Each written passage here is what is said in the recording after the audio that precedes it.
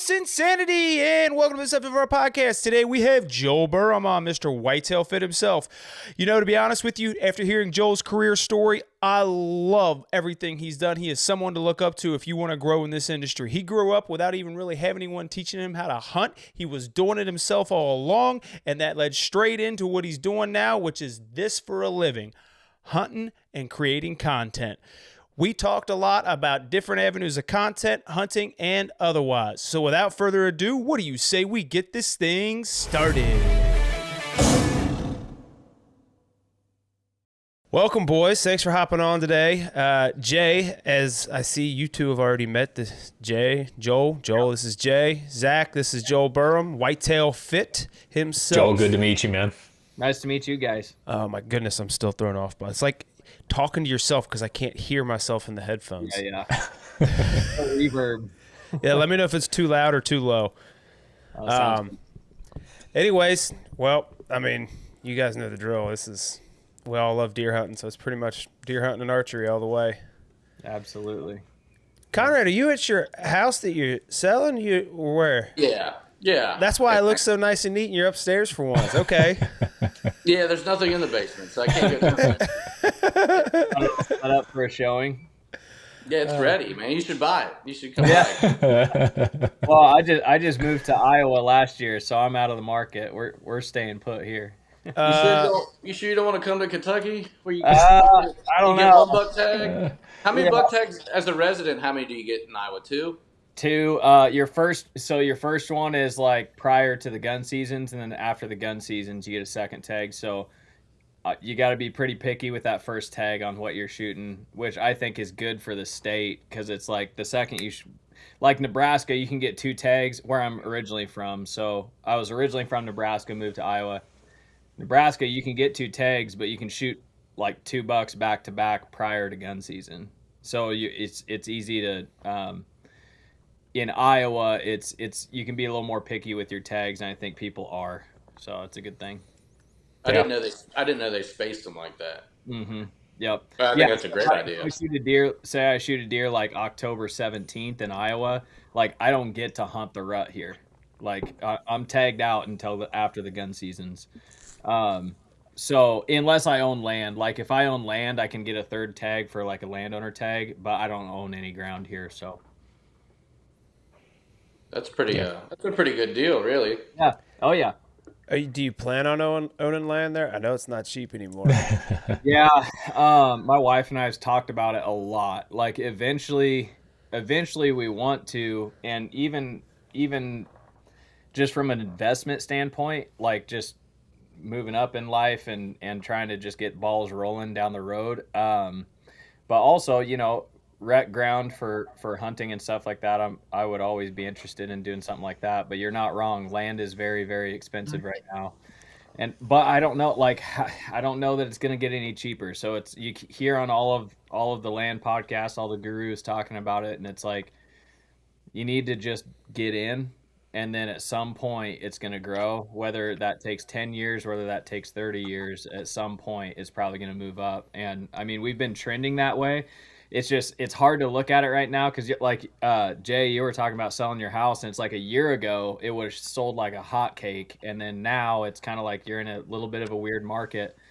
And I don't know if we're like dealing with the repercussions of all of that inflation and bloating in the market over, you know, the COVID era, and now we're coming out of that, and people are like, actually, you know, I want to hold on to my land, or, you know, things just aren't coming to market like they were, and because nobody's buying it at a crazy interest rate and a high premium anymore. It's just like, so I don't know. Eventually I would like to get into land.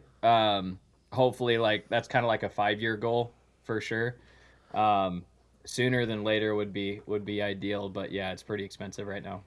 Well, your advantage is, as far as whitetail deer are concerned, you know what you're doing, what to do to improve, so you can buy a smaller piece, improve it, use that as a selling point later to turn it into something bigger. It's like, I've said this before, guys are always like, oh, well, it must have been nice to be able to get into land when it was cheaper. It's like, yeah, you can say that, and I don't disagree. It was cheaper, but It wasn't cheaper when you bought it though. People are like, 15 years, we're going to be saying the same thing. Oh, it must have been nice Should've when you bought it got 20 into years it in ago. 2026 when it was cheaper. Like, it's not going to change.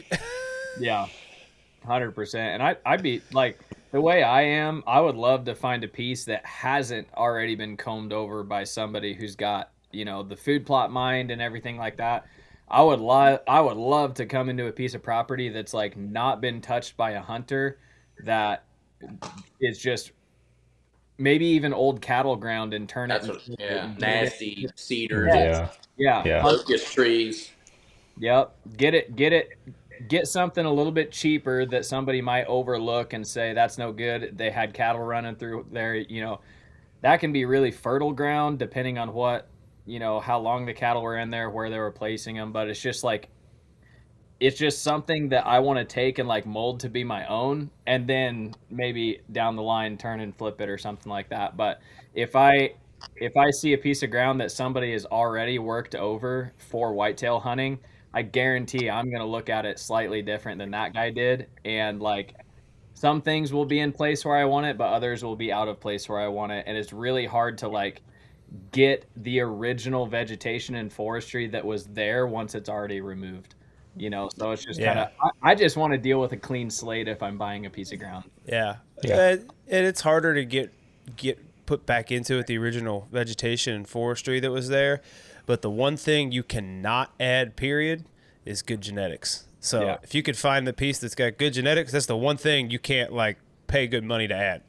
That's And true. sometimes it's not like a foods might not even be the issue. Like, I don't know where you're at in Iowa, but they got plenty of row crop. Like, in a lot of those places, like really, like you might just want cover. You might just want thick, nasty, you know, food. On the river, food's not an issue. It's you know, you got to find cover. They want cover. But with cover comes ticks. Oh, they're bad. Yeah, they're bad. Terrible in Iowa. The ticks are terrible in Iowa. I spray down every time I go out. So. I saw a guy posted a video. I saw it his last night or this morning. He was mowing his grass at his farm, and there was this fawn that was born this year, obviously, and the whole left side of its face, all around its eye, its whole ear was just covered in ticks. I mean, it looked like it had a face tattoo. Dang. Terrible. That's never fun to deal with. I hate seeing that, because you know that's got to be stressing. I had a tick. I probably didn't tell you this. During turkey season, Clayton, I had one right. You know where he ended up. You know, Right. I went to take a wheel. I was turkey hunting. I was like, I don't remember a freckle. Like, you know what I mean? I wasn't a freckle. You know? No good. Yeah. That's the only one I got this year. Yeah, I mean, well, straight down. you paid your dues a few years ago there, buddy. Yeah, everyone's got to do it. Yeah. Has anyone gone through the anyone allergic to red meat yet? Not yet. I got bit like 5 years ago, and I was at the fire department. I was actually like 8 years ago. I worked at the fire department, and I got bit by a tick. It was a Lone Star tick. It had the white dot. This was before the tick thing got real big. Yeah. This was whatever, right? And they made steaks, and I ate the steak. And right after we finished, I was like, man, I feel terrible. And I went outside and I puked everywhere. And it was still like the steak. Like, you know what I mean? It wasn't digested or anything. Like, Oh. so I'm an idiot. So whatever. I was like, that's weird. I was just sick. And then I didn't eat. It wasn't like I could eat some red meat, like ground beef was fine. So then like like a month later, we went out to Outback Steakhouse. I got a steak. Didn't even think anything of it. Woke up in the middle of the night, puked my guts out. Same deal. Dang, dude. Like, and then I got talking to the guys at the fire department and made steaks again. Got sick again. And they're like, "You got that tick bite thing?" And I was like, "What is? I don't even heard of this." No thanks. But eventually it went away. And all my dads, they're down in Southern Kentucky. They've all got it now, and they've done acupuncture. There's I've like a heard spot that. in the ear. I've Yeah, heard that. they've all done it, and it's where they can eat red meat now. Wow. They have to go back. Like, they might get sick, and if they get sick, they go back and they do it again, and it works. That just Insane. makes no sense. Yeah, that's just. You tell someone that and they're like, immediately they don't believe you. Yeah. That's wild. I was talking to Jeff Lindsay about it. I guess he was telling me, I think it was his wife maybe. She's like, it's like you get a percentage. Like she's like 10% allergic to red meat or something like that. So like there's variations of it's alpha gal. Yeah. There's like variations of it, I guess, which is wild to think about. Well, that makes sense because I could eat like the ground beef, but if I ate like a thick steak, it was over. Oh. Yeah. And then I think Which it's is like, the best part to eat. Yeah. oh yeah. I think it's like 24 hours. If you get them within the first 24 hours of embedding, they can't transmit. Yeah. Yeah. I've heard that. It's like my buddy here in Iowa, he got bit and he got like the little red ring and stuff starting on him. And he got in pretty quick. He started feeling like a little bit just kind of sick, like normal, like feverish almost stuff. And there was some stuff going around, but he remembered, he's like, oh dude, I got bit by that tick last night, like started kind of freaking out about it. So he went in and got antibiotics right away. And they were like, yeah, it's a good thing you did. Like very likely that could have been something that turned worse if we didn't get on it early, you know? Yeah. So sketchy stuff, man. There's too many ticks in the woods. Not good. I made on the ambulance. We picked up this kid. Now we're getting way off topic, but he got bit anyway. He's like 20 years old, and he's on an LVAD. So an LVAD is a left ventricle assisting device.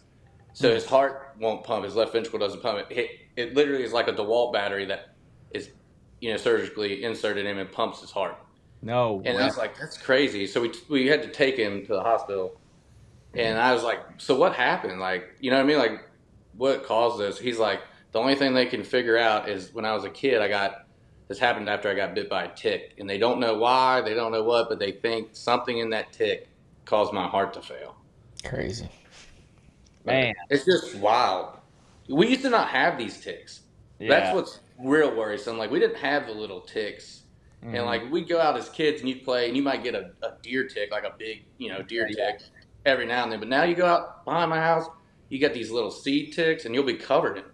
You won't even know it either. Like, you'll walk through it, not even know it, come inside, and then like 2 hours later you look down and there's like, dude, it looks like salt and pepper all over my legs. And you don't even, and they're just like everywhere. And they're so hard to get off too. Like you spend hours and then you're all paranoid all day. Like, I know I missed one of those suckers. Nah, you just walk around like Zach. You put duct tape around your boots, around your knees. You just duct tape everywhere, man. Dude, I'll anything. I'll try anything. Sometimes I carry like a lint roller and stuff with me. Oh, no, yeah. What do you mean sometimes? You got that thing in your back pocket like a chick who's going out on a date. She's afraid to get a piece of lint on her dress. Hey, I don't want to deal with any of that crap. Like, yeah. I just, like, alpha gal, lime, none of it. Like, I don't want any part of it. You think it's Bill Gates? Yeah. Oh, we're gonna get into conspiracy theory on this one. Yeah. Oh, yeah. No, Jay just got canceled. Like, he doesn't know. Yeah. During turkey season, it's just like I spray everything every time I go out during turkey season because it's bad. Both Nebraska and Iowa are just absolutely terrible with ticks. Like you get around like cedar trees and stuff like that, and it's just like you even look at them and you got 5 ticks on you. It's just crazy stuff out there. So yeah, all the precautions if you can. Yep. So, Joel, why don't you give these guys in the audience a little? I mean, most of the audience know you, but a little bit of a scoop on kind of how you got your start here. Because I think to me, it's interesting. We have a lot of people like yourself out there in the world who are doing this for a living, and there's still almost this kind of like mystique about it. Like, yeah. When really what it comes down to, if you ask me at the end of the day, is you got to be willing to hustle hard. Yeah. Oh yeah. 100%. And wear like 30 hats. There's a lot of different things that happen within the industry to actually make a living at it. But yeah, so I'm Joel Burham. I started a lifestyle brand called Whitetail Fit, and originally it started out as I loved whitetail hunting and I was super into fitness and still am with both of those. Those were my 2 main passions. It didn't really necessarily like, I didn't start it as like, oh, you got to be fit to hunt whitetail. It was just that those were my passions. And it doesn't, I mean, it helps for sure in certain aspects, especially, the public land run and gun stuff, hanging hunts. it definitely does help to be just in the gym and taking care of yourself and all that. But it just started as those were my two biggest passions, and I'm like, oh, I'll just start this brand and just start posting on Instagram and started a YouTube and all that stuff. But I originally got into hunting. Actually, none of my family hunted, not even rifle hunted. My grandpa had killed a doe when he was like 25 with a rifle way back when. My dad was into like upland, like pheasant hunting and stuff like that when he was in college. But my whole life since I've been born, I'd never seen any of my family go hunting or anything. It just wasn't, nobody had time for it and just kind of phased out of that part of their life. And I got into it because I grew up in the country. We had like a little 6 acre piece of ground that we just grew up on, me and my three older brothers. And I would see wildlife around. I would see deer. I would see turkeys. And I just started getting really interested as a kid, like watching deer out in the field, and started reading every article I could about them and watching. I ended up getting into like all the monster buck videos and all the older Drury Outdoors stuff and like October whitetails and like all the old school stuff. Started watching that, and anytime we'd go to Walmart, there'd be like a VHS tape on, in the sale rack or whatever of the hunting section. I'd go pick one up, and they're like $5 or whatever. I'd go grab one and watch it when I get home, and I was always super interested in it. And when I was like 12, 13 years old, I asked my parents if I could buy a bow, and they're like, well, they were like kind of like, oh, okay, what do you want to do with it? I'm like, I want to start hunting. And they're like, okay, we could do that out here, kind of thing. And so they paid for half of it for Christmas, and I paid for the other half, and I got myself an Alpine Micro, which was like a youth bow, maxed out 40 pounds. And I had full length Walmart arrows and Allen broadheads, and I was shooting with fingers and no peep sight. Had no idea what I was doing, but I just started flinging arrows at a target, and I bet you were driving tax too. I bet you were driving tax too. Oh, dude, to start out, I was not very good at it. Because I didn't know anything, right? I didn't know you needed to line anything up. It was just like, just rip it and send it kind of thing. And I got good enough to where I could like hit like the block target at like 25 yards. So I'm like, all right, we can start hunting. Went through all of the hunter education stuff, and really cool. Like my parents supported me throughout all of it, even though they weren't necessarily hunters. They were just kind of like, this is something he's interested in. And so anyway, started hunting. First doe, I sat like, dude, behind our pond at the house. I sat probably, when did I shoot her? October like 9th or something like that. And at that time, our season opened September 15th. So, I mean, I was sitting like dang near every day trying to just get in front of something. And I had a big old mature doe come through, and it ended up double lunging her at like 28 yards. Just ripped it and just kind of sent it, and smoked her. And ever since then, I've been just completely hooked. And it's been a lot of fun, but fast forward just got completely obsessed and in depth with hunting. And fast forward all the way to 2016, and that's when I decided to start the brand Whitetail Fit. I'd started kind of talk through another page that I had, my older page, which was called Cornfed Bow Hunter. It was cornfed_bow hunter. And that was like the first Instagram or social media page that I had. And I started talking with some other people through that who were in the hunting industry that I was interested in just like talking to and picking their brain and stuff. And one of them was Eric Chesser with Get Hushin'. So he and I became pretty good buddies just online. Like I'd never met him before.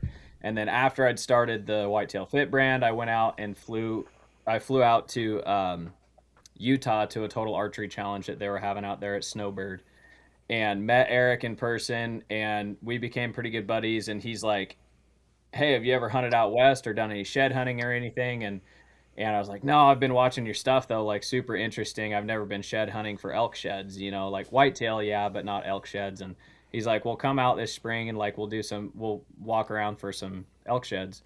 So did that, and then the very next year went out and did a mule deer hunt with him. And that's kind of what got my ball rolling in the social media side of things. He was already like pretty established, and they had Hush running for I think 2 years at that point, and they were doing YouTube and all that. And so I had already started my little thing, but I wasn't sure really where to go with it. And I was just kind of like doing the little things, the building blocks and the little pieces, and started coming out with my own apparel, like hats and t-shirts and stuff like that.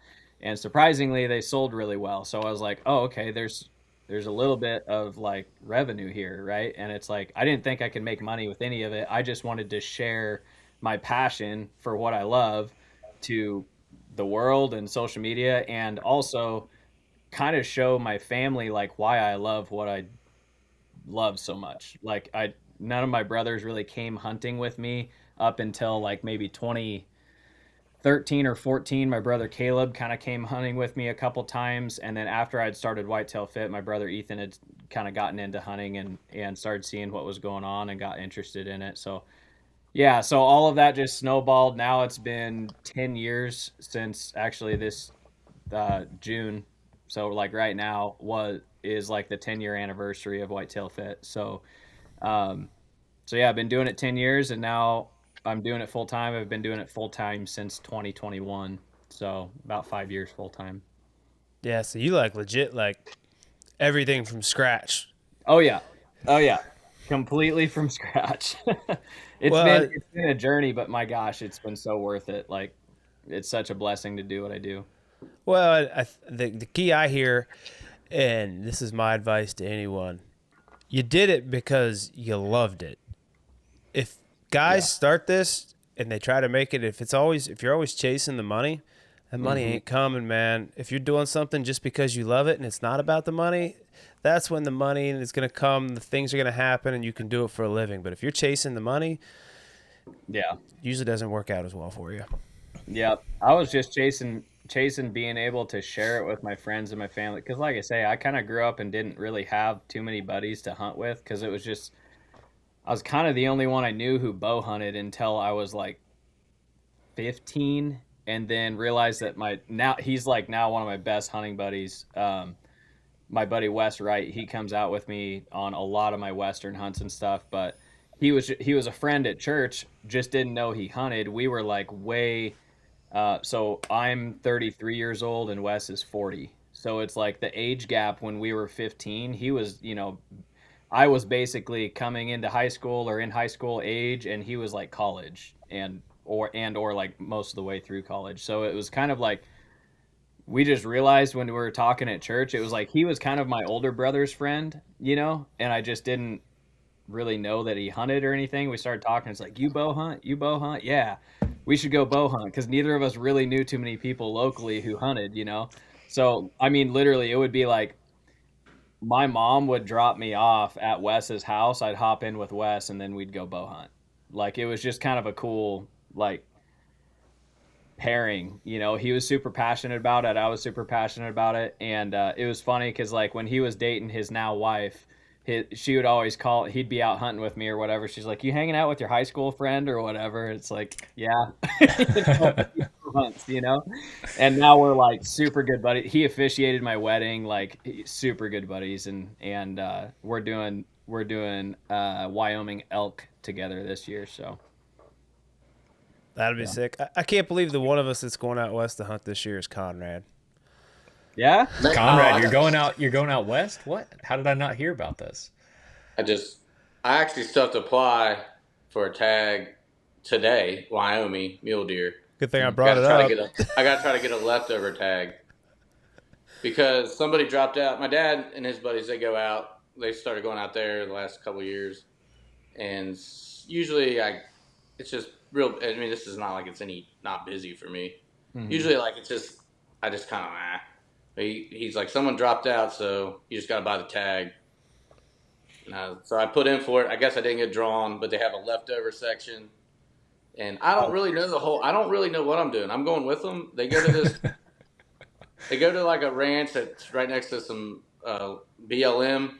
Sure, yeah. And it's like landlocked BLM. So the ranch owns all around it. And they're like, yeah, like the guy doesn't let anybody walk through his property. So we just kind of like stay he has got like a cabin you stay at, and then you just go up and hunt. And you can hunt his ranch too, but pretty much the BLM's, I mean, it's public, but it's not. Yeah.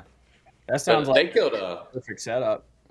Yeah, they killed a pretty big elk So the guy, you only get 2 elk tags. I didn't get one. My dad has an elk tag this year, Perfect. and last year the one guy killed a really nice bull. I mean, I don't know what it scored. I can't score an elk. It's over 300. I mean, I don't know. You know, Yeah. but That's fun. I would have shot it. I went elk hunting in Montana when I was in high school, archery hunting. And first night, like I landed, my dad drove out. I flew, landed in Billings. Him and the guy picked me up. Get to the ranch, shoot my bow. We're good, right? Whatever, everything works. Go out first night, 280-inch bull, bugling, comes in, rubbing trees, 25 yards. I don't shoot it. Like the guy's like, "Are you gonna shoot it?" I'm like, Oh, it's the first night, man. Like, there's elk everywhere. He's like, "You realize?" Like, and this elk's broadside for 5 minutes. He's like, "You should shoot it." I was like, "I'm not I shooting that." guess that you didn't see any elk the rest of the trip. Yeah. No, not well. We did, but yeah, like, and my dad was so mad. And like looking back, like I was 15, I was stupid. Yeah. But like, I What's changed? Well, I mean, just percentages. Like the guy's like, it's like a 14% success rate. Like, Yeah. it was a private ranch. It was nice. Like it wasn't like we weren't up in the mountains because these were like the alfalfa field elk. Like they come out of the foothills. bluffs. Yeah. But they had one, and this is the reason I didn't shoot him. There was like a 370 5x5. Oh yeah.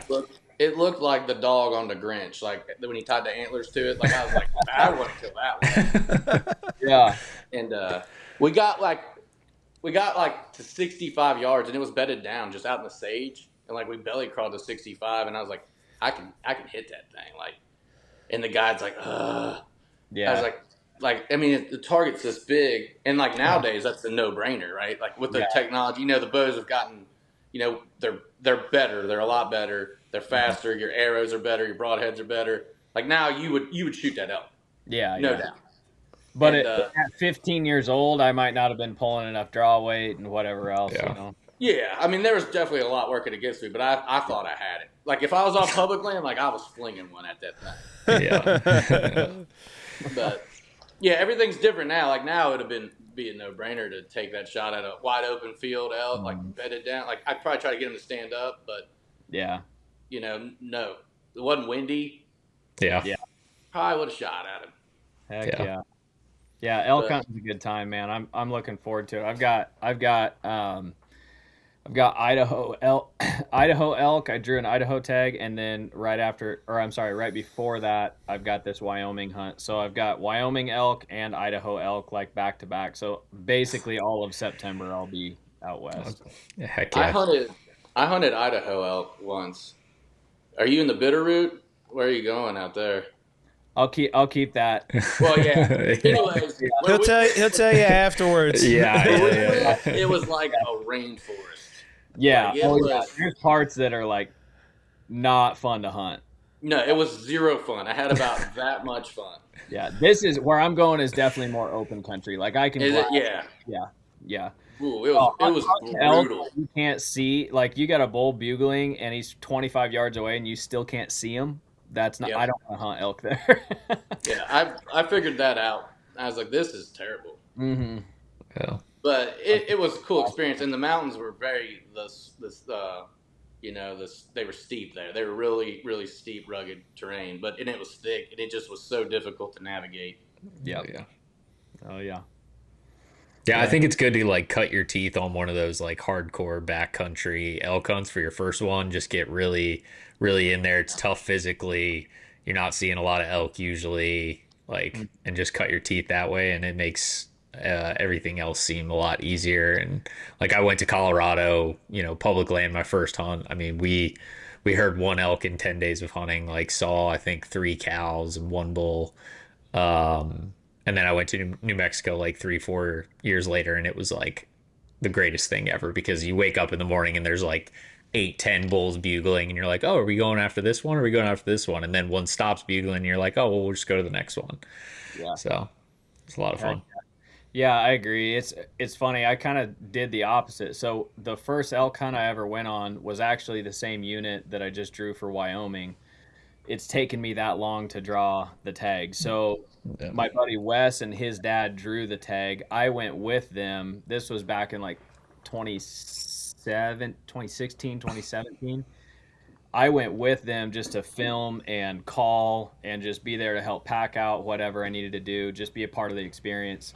And crazy to this day, craziest elk hunt I've ever been a part of. Like just bulls screaming, seemed like in every, they weren't, but seemed like in every canyon. You're walking across the top and it's like there's one firing off, and they weren't hunters, like they were bulls. It was just like there was just a lot of elk there. You could get up high in glass and you pick up a herd over here, pick up a herd over here. There's a satellite bull coming over the ridge. It's just like you were in elk the entire hunt. My buddy killed his bull. I called the bull into like 50 yards. He shot it. It was like a 285 6x6, and he shot that bull on day 2. And then we took care of that bull, and the whole next day was like we spent in town finding finding a locker to take it to and get it taken care of. And then we came back out to the unit, and the very next day we came back out, his dad ended up backstrapping like a 320 bull at 10 yards. Like we called it into this, just like right down the pocket. And his dad was just kind of nervous, and just wasn't expecting what happened to happen, and ended up just kind of winging the shot a little bit. And he stuck it through about that much skin on the backstrap. But like in 2 days, we had 2 incredible, or more or less 2 days of hunting. We had 2 incredible opportunities on like good bulls. And ever since that hunt, I've been chasing that high of like that good of elk hunting. I've hunted Colorado, I've hunted Idaho. Idaho was really good. It still wasn't quite like Wyoming. I've hunted New Mexico. New Mexico was good. That was a rifle tag. But Colorado by far, like, good opportunity in terms of getting a hold of tags, but on general units, that was definitely the hardest hunting, because you have so many factors against you with just human pressure in general, but then the elk numbers being spread out pretty heavily. Good elk numbers, they're just spread out through so much country. And same thing, a lot of those bulls you're hunting, it's like you're on top of them and you still can't see them. It's just so thick, But yeah, so looking forward to getting back out to Wyoming, because that was the one hunt that I was like, okay, this place, that was crazy, and we didn't even realize it at the time, Yeah, I still haven't been. I mean, I just went duck hunting for the first time this past year. Apparently, I got spoiled. I've been on 2 duck hunts in my life. The first one I was filming, but they were like, I don't know if you want to call them farm ducks.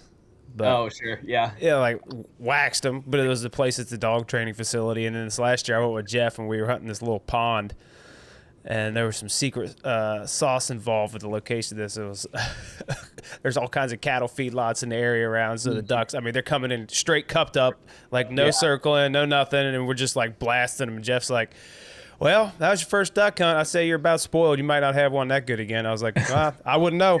Might be my only duck hunt for all I know. Yeah. Fun fact, I've never been duck hunting. Never been duck hunting, never been goose hunting. I've done pheasant. I love dove hunting. Dove hunting's a riot, but the seasons aren't like, they don't line up great for someone who's like really passionate about whitetail and big game, Yeah. It's like dove season. The really good dove hunting is like right when I want to be out west for elk. And then, the duck seasons, it's just, I'm usually focused on whitetail. But yeah. Conrad's part of that group that must be really obsessed with it, because he's hunting ducks where they pretty much don't exist. yeah. I like it. Yeah. I feel like it's one thing too that like if I get into it, I know I'm gonna like it, and then I got to get all the gear, then I got to get all the trailer and figure out where I'm going, and it's just like I'm scared to even try it because I know I'm gonna love it, and then I'm gonna need a boat too. Yeah, that's exactly why I didn't do it until last year. I was like, I know how this goes. I got the enclosed trailer, I got the boat, I got all the lawn ornaments. Yeah, that'll do it. Yeah, I mean, I got a fishing. I mean, like, I live in Florida, so I'm into fishing too. I'm like, I got a boat. I don't need to get another boat. I don't need another expensive hobby. I'm good. I got cameras that I'm always buying. Like, I got a bass boat too. Stack them up. Yeah, I got problems. It's good. It's good problems to have, though. You know, it's like, Yeah. oh darn, I have to take my boat that I bought out to go duck If I hunting. had Or to whatever. Like, give up, like if I had to give up like hunt like one like thing to hunt, like turkeys. it would be turkeys. I would Yeah. give up. I don't. way. Yeah, like turkeys, whatever. Mm-hmm. Some people really like. You just got your bird guys. Like there's dudes that love bird hunting. Like I got a buddy that could probably hunt some of the best deer farms around and has no real interest in it, but he loves turkeys. He'll drive to 10 states to turkey hunt. Yeah. But like No, he quite. went out west turkey hunting, and I told him I would do that. I think he went to Wyoming or maybe Idaho, out there turkey hunting. They did backpacking, and they all killed turkeys. He's like, "There's nobody out here turkey hunting." I was like, "Yeah, because it's stupid." But Like, yeah, because like- nobody wants to. yeah, but like he sent me some pictures. Like, oh, I'd go on that turkey hunt because it's like you're backpacking. It's like Yeah. really pretty stuff we don't see around here. You know, I would just go out there and bring a fly rod and backpack and like shoot a turkey, whatever, catch Yeah. some trout, Yeah. camp out, kind of thing. Yeah. More about the experience than the turkeys. I'm in the Yeah. same boat as that. Like I enjoy turkey hunting, don't get me wrong, but I'm not like crazy ate up with it. Where I've got buddies down south that like my buddy Tyler Jordan with Realtree, he is like, I don't even know how many states he went to this year, like 9 or 10 states for turkey. And it's just like, I literally told him like, dude, you're going to more states than I've gone to for whitetail. And I'm like, my whole calendar is booked for whitetail, like from start to finish. And he's like, yeah, that's pretty much how his calendar is booked for turkey. You know, it's just like, oh my God, man, like y'all are ate up with it down south. It's a culture. It's a religion in the South, Yeah. man. Oh, yeah. I'm obsessed with it for like a week, and then I've had my film. All right, that was cool. Let's plant food plots. Yeah. Yeah, let's get ready for deer season. Yeah. I'm still trying to get on the planting food plot. I've planted one food plot in my entire life, and that was, you remember I told you I grew up on 6 acres? So behind the little pond that we had, I took like I rolled out like a hand. My mom had like a hand rototiller that she would do her garden with, and I literally walked like a hand rototilled. It might have been like an 1/8 of an acre area. I just made like a little kill plot, and I remember I planted. I think it was Whitetail Institute Fusion. It was like clover and some chicory and just some. It was like a blend mix or whatever, but planted it and it came up like lush, dude. It was like behind a pond that was already. It was surrounded by ag ground, so all the dirt in the soil was just really good dirt. And planted it, came up lush, and then I took my dad's 0-turn back there and like mowed it a couple times, and it held for like 2 or 3 years. It would come back up, and I'd go back out there and mow it. And a couple times I had trail cameras on there. There were some like really, really good deer that would stop. They wouldn't stay. They were just kind of like moving through the tree lines, and they would stop, feed for a little bit, and then they'd move off, you know, chasing does or whatever. But I was like, dang, dude, like I never got deer back here ever. And then I plant this little 1/8 acre plot, and then I have like a couple of really nice bucks come through. So I was like, oh, maybe that does work. But I just haven't ever owned the land. I've never leased ground for hunting either. So like I haven't had any opportunity to like get into the food plot stuff, but I want to. Like I'm kind of at that stage where like I would really like to entertain doing some of that stuff. It's fun. I mean, you picked the right one to go with for the first time around, which is clover. Yeah. Easiest Nice to and do, easy. easiest to maintain, very hardy. It's hard to beat clover, but especially if you've got like smaller ground. Like the amount of winter forage you have to put in the ground to actually make a difference for deer is ridiculous. So I was thinking about it the other day. I was like, okay, what can you do that makes a difference for you personally? Well, a small kill plot, like you said, that's an immediate impact for you personally, but you got to have a good sized chunk of ground compared to that to get enough like winter wheat or corn or something in to actually help some deer out in the winter months. Yeah, definitely. And it seems like here in Iowa, there's so many people doing the food plots and the stands. Like, I mean, you drive down the highway and it's like super common to see like standing corn after all the corn's been picked in late season. So like you already know that guy's he's leaving that corn up for the deer. Yeah. So to me, it's like if you were to buy a piece of ground adjacent to that guy, it would be really hard to beat him out for food in the late season, because like he's already got, you know, all this standing corn out there. I don't know how you could beat him out. It might be hard, but I would think my idea is do something different, right? It might not be in a traditional sense their most preferred thing, but if it's different, if you can time it right, like sorghum. They'll eat sorghum heads in late season. They get real sweet. If you got an entire buffet of corn and that's what you're eating every day, eventually you're going to get tired of eating that corn. Meanwhile, if this guy's got this little section of sorghum over here and I can eat those sweeter sorghum heads, I think just because it's different, if you time it right, I think that might help you out. Like, because everyone does food plots now, right? So what can you do that's different? Like early season, everyone wants alfalfa or soybeans. You know what I planted this year? A ton of sunflowers. It ain't going to last long, but I'm going to know every big buck within a country mile of me because it's going to be the only sunflowers around. Yeah, that's smart. That's a good way to approach it, for sure. I mean, it's just like I haven't gotten into the food plot and stuff so much. Yeah, it's like anything else. Once you get into it, like you go full force, and it becomes like another full-time job inside of hunting. Yeah, 100%. Yeah, it looks fun. It seems fun. That one little hill plot that I made, I was so proud of that dang thing. That clover looked plush. It's like having the best yard in the neighborhood. You know what I mean? That's exactly. Kind of start bragging, right? It's like, check out my food plots. Yeah. Well, it's like mowing your grass. Honestly, it's the instant gratification thing, because when you do food plots, you got to spray, you got to turn the dirt, you see all that fresh turned dirt, and then the stuff grows. So there's like multiple stages of this gratification from the work you put into it, right? I think that's a big part of it. It's like, look at this hard work I did. It's paying off. Well, you haven't even put seed in the ground and it's just dirt, but it looks like it's paying off to you. It's hard to food plot here. What are you talking about? You're hunting a bunch of beans down on the river. You threw seed. You threw seed on the ground last year. You didn't do anything else, and it grew like hotcakes. Like, well, that's because you guys are doing it wrong. Yeah, we're not doing it on the river.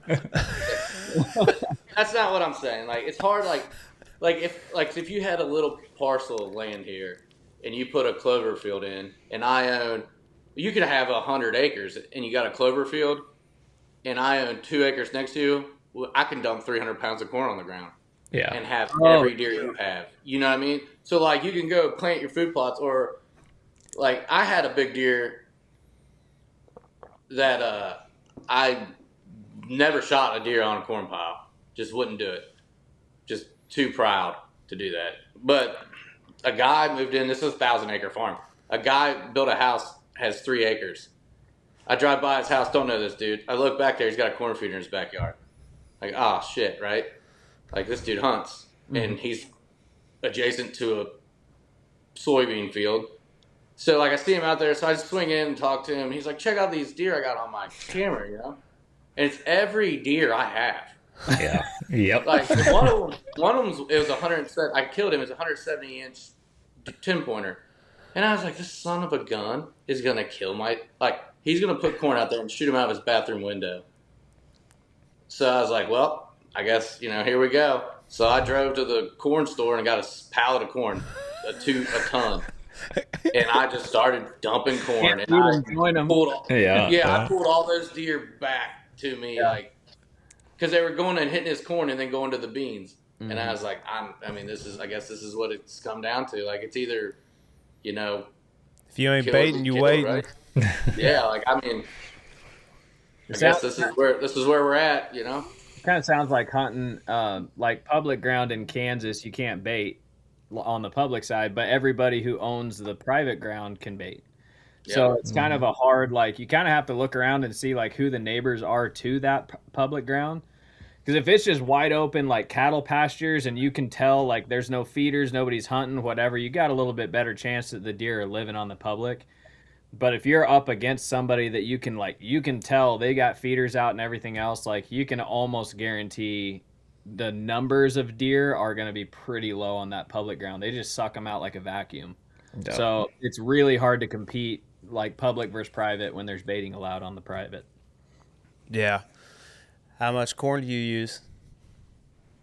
Me? Me? Yeah, do you bait much, or are you more like Conrad, too proud to do it? Obviously, depending on the state. I don't have anywhere I can bait. Yeah, Iowa you can't. Kansas on public you can't. So Yep. Oh. Nope. It's an interesting dynamic. I could care. I've killed a deer on bait, so I can't be like, rah, rah, rah, like I've done it. Oh, I have in Texas. Yeah. If it's legal in that state, 100% I'll use it. Yeah, it's a legal means of hunting, so it is what it is. I think it takes away off a bait. Yeah, that deer was. I think it takes away. I think like the newer generation, because we haven't always been able to bait, right? Like that's just that's. Or you whatever. have it, it just wasn't as popular.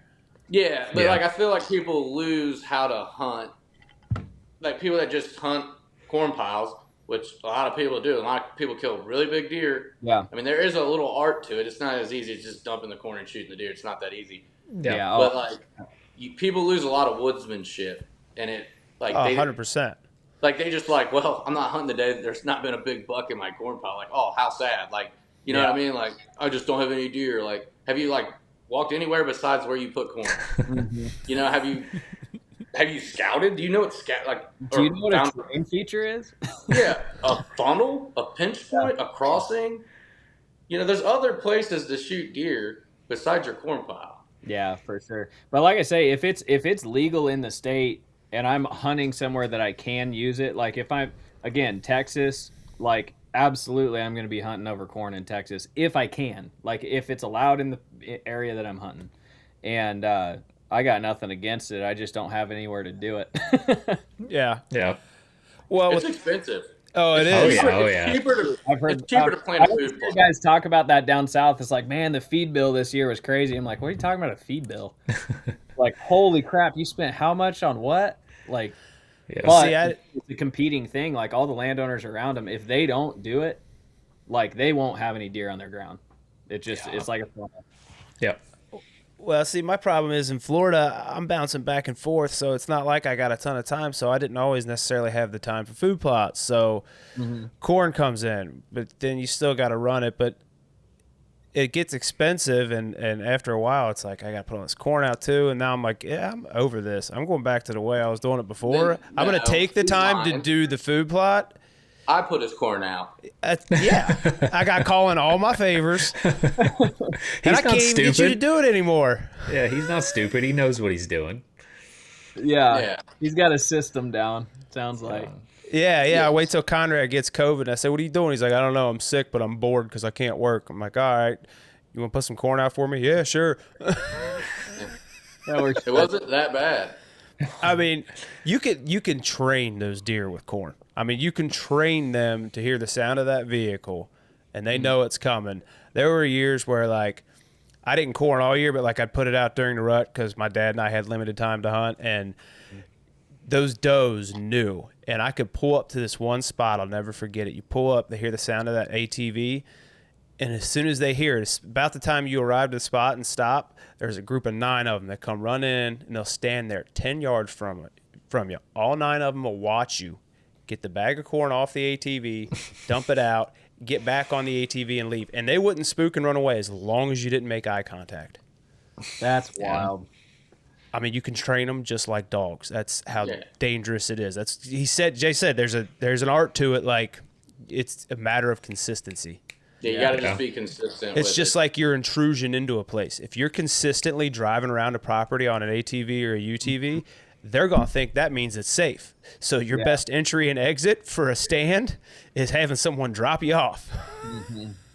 Yeah, for sure. I thought kill, especially with corn piles, like drive Clayton in, dump the corn out. He climbs up in the tree stand while I'm dumping the corn out. That works really well. Because a lot of times those big deer, I think they can see the corn pile, or they're definitely within earshot of it, and they can hear you dumping it. But I would say most of the time, those deer can probably see the entry and exit route to that corn pile. A big buck, he's probably bedding in an advantageous spot where he knows, like he can see what comes in and out, and he knows where the pile's at. He can hear you come and go. And I think you keep the consistent pattern of feeding him every week or whatever, and then one time you come in there, and they're obviously not smart enough to be like, oh, there's 2 people in that 4-wheeler.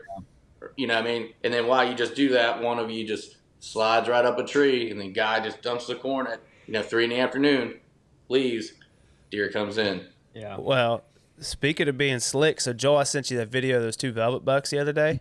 Yeah. I told you that those deer live next to my cabin and they're slick, they're smart. That 8 last year, he's using this clover field 200 yards from my cabin. I mean, on a consistent basis in daylight. And Zach was with me in November. I could never figure that deer out. And I'm like, what is going on? Where is he at? Where is he sleeping? I went looking around the cabin. Within 100 yards of the cabin, there's this thick growth between a power line and our gravel driveway that gets to the place. And 10 yards off that gravel driveway, Zach saw the bed. He was bedding right there. You couldn't see him from the driveway. There was a cedar tree blocking the view of him from the cabin, right? So he could sit there next to that driveway. He knows if people pull in that there's people and activity going on at the farm, so he can just slide off down the woods and go somewhere else. Like, those jokers are smarter than you think, and they're probably closer than you think where they're sleeping. I actually they're a lot closer than you think. I see that a lot on public ground. So, never even made the videos because I didn't want to put them like on a pedestal unless I killed them. But the biggest deer I was hunting in Iowa last year was on a very small piece of ground that was very heavily pressured and had there was hunting pressure on almost every side of him, and the public ground had hunting pressure. Like, you could tell the neighbors, everybody was hunting this parcel. And where that deer lived, he had one ridge line that he would work up and down, and he bedded across the road on one tiny little patch of ground that wasn't public. It was like owned. It was under the public, but it was like a not a wildlife refuge, but it was like there was hiking trails and stuff that would go through it. Like, you couldn't hunt it, but he would jump the road, and then he'd work up this one ridge line, and he would get back, and he would cross off over into the private side, and there was like a big destination cornfield on the far side. But he would use that route right there, and where he bedded on that piece that you couldn't hunt wasn't any more than 80 yards off the road. And I mean, like, 2-lane highway, people driving it all the time. He was just watching. He could see the parking lot where people would park and walk in to go hunt the public piece.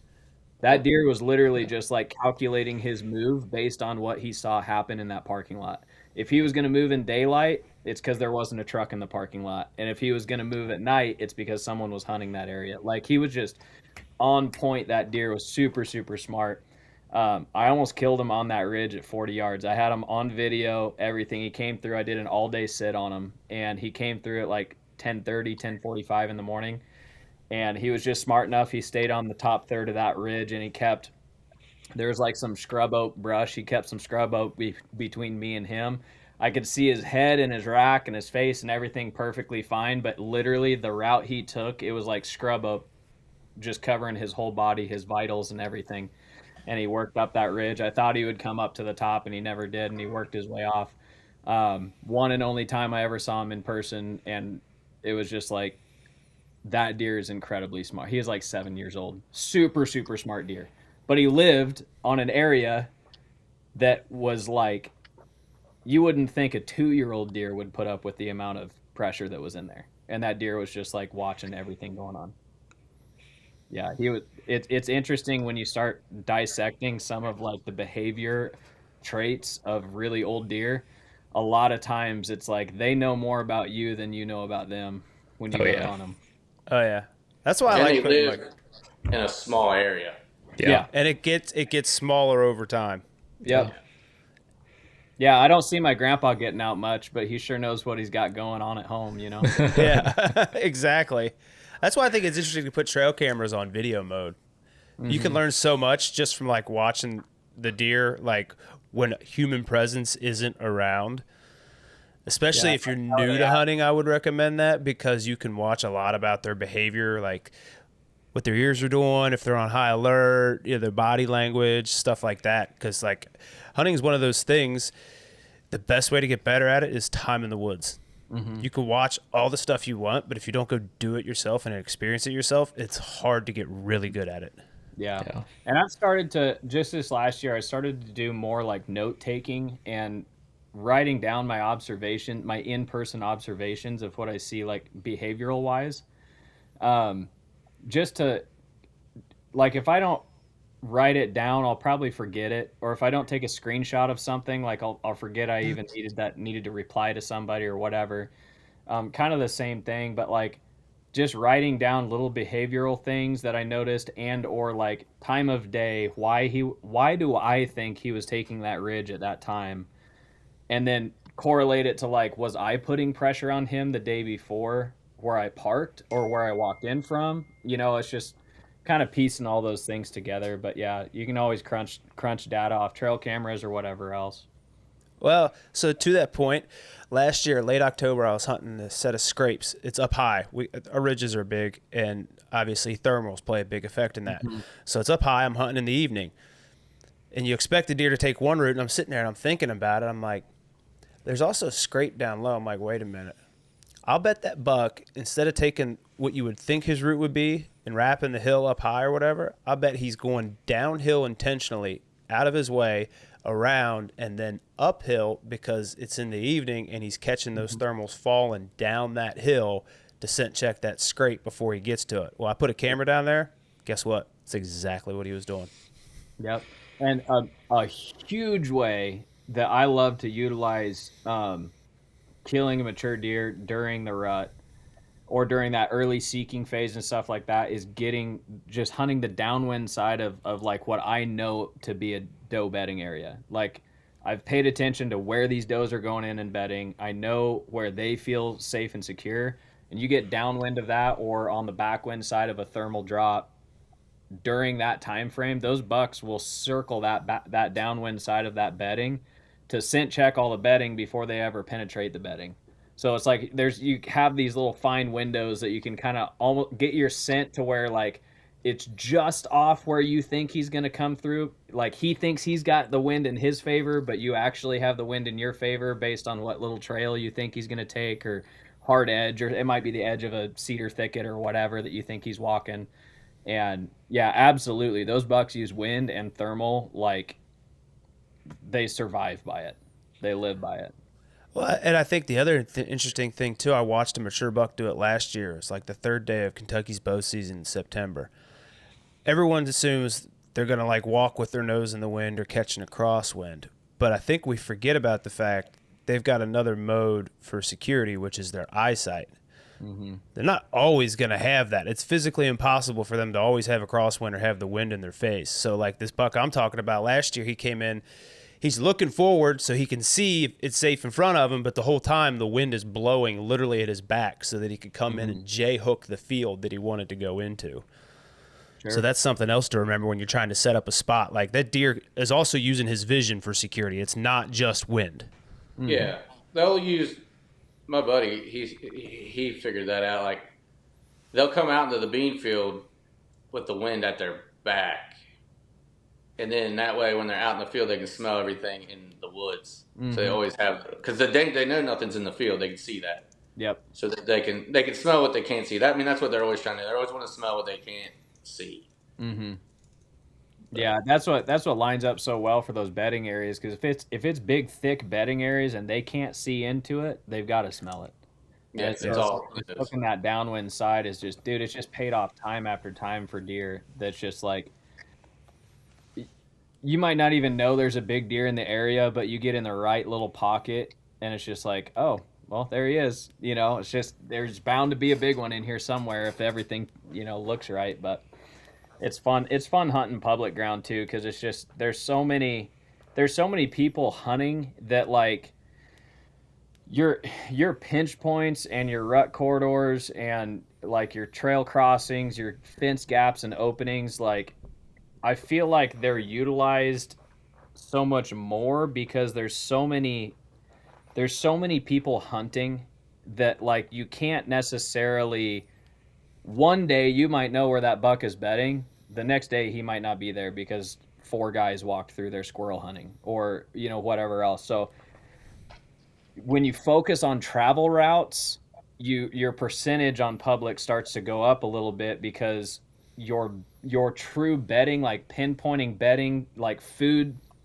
to bed routes can be kind of hard when there's not much pressure on public, but he's going to take a certain terrain feature or likely is going to take a certain terrain feature, and you kind of start honing in on that stuff a little bit more. And because a lot of the public ground, like you don't have a lot of like where I'm hunting here, there's not a whole lot of like planted ag on the public. There's some pieces that do absolutely have it. Like the Iowa DNR does a great job of like providing food on the wildlife management. Yeah, we know. Everyone knows Iowa DNR is the best. But dude, they do a great job on public for sure. But right next door on the private, like they've got food too. So it's you're still competing with that. You just have pressure on the public side, but you also have vast amount of acreage to deal with when you're public hunting. So you might be hunting a piece that's 6,000 acres, whereas if you door knock and get permission, you might get permission on like an 80-acre piece, which is sweet, and you might have it to yourself, but somewhere on that 6,000 acres, I'm going to find a pocket that a deer's probably using.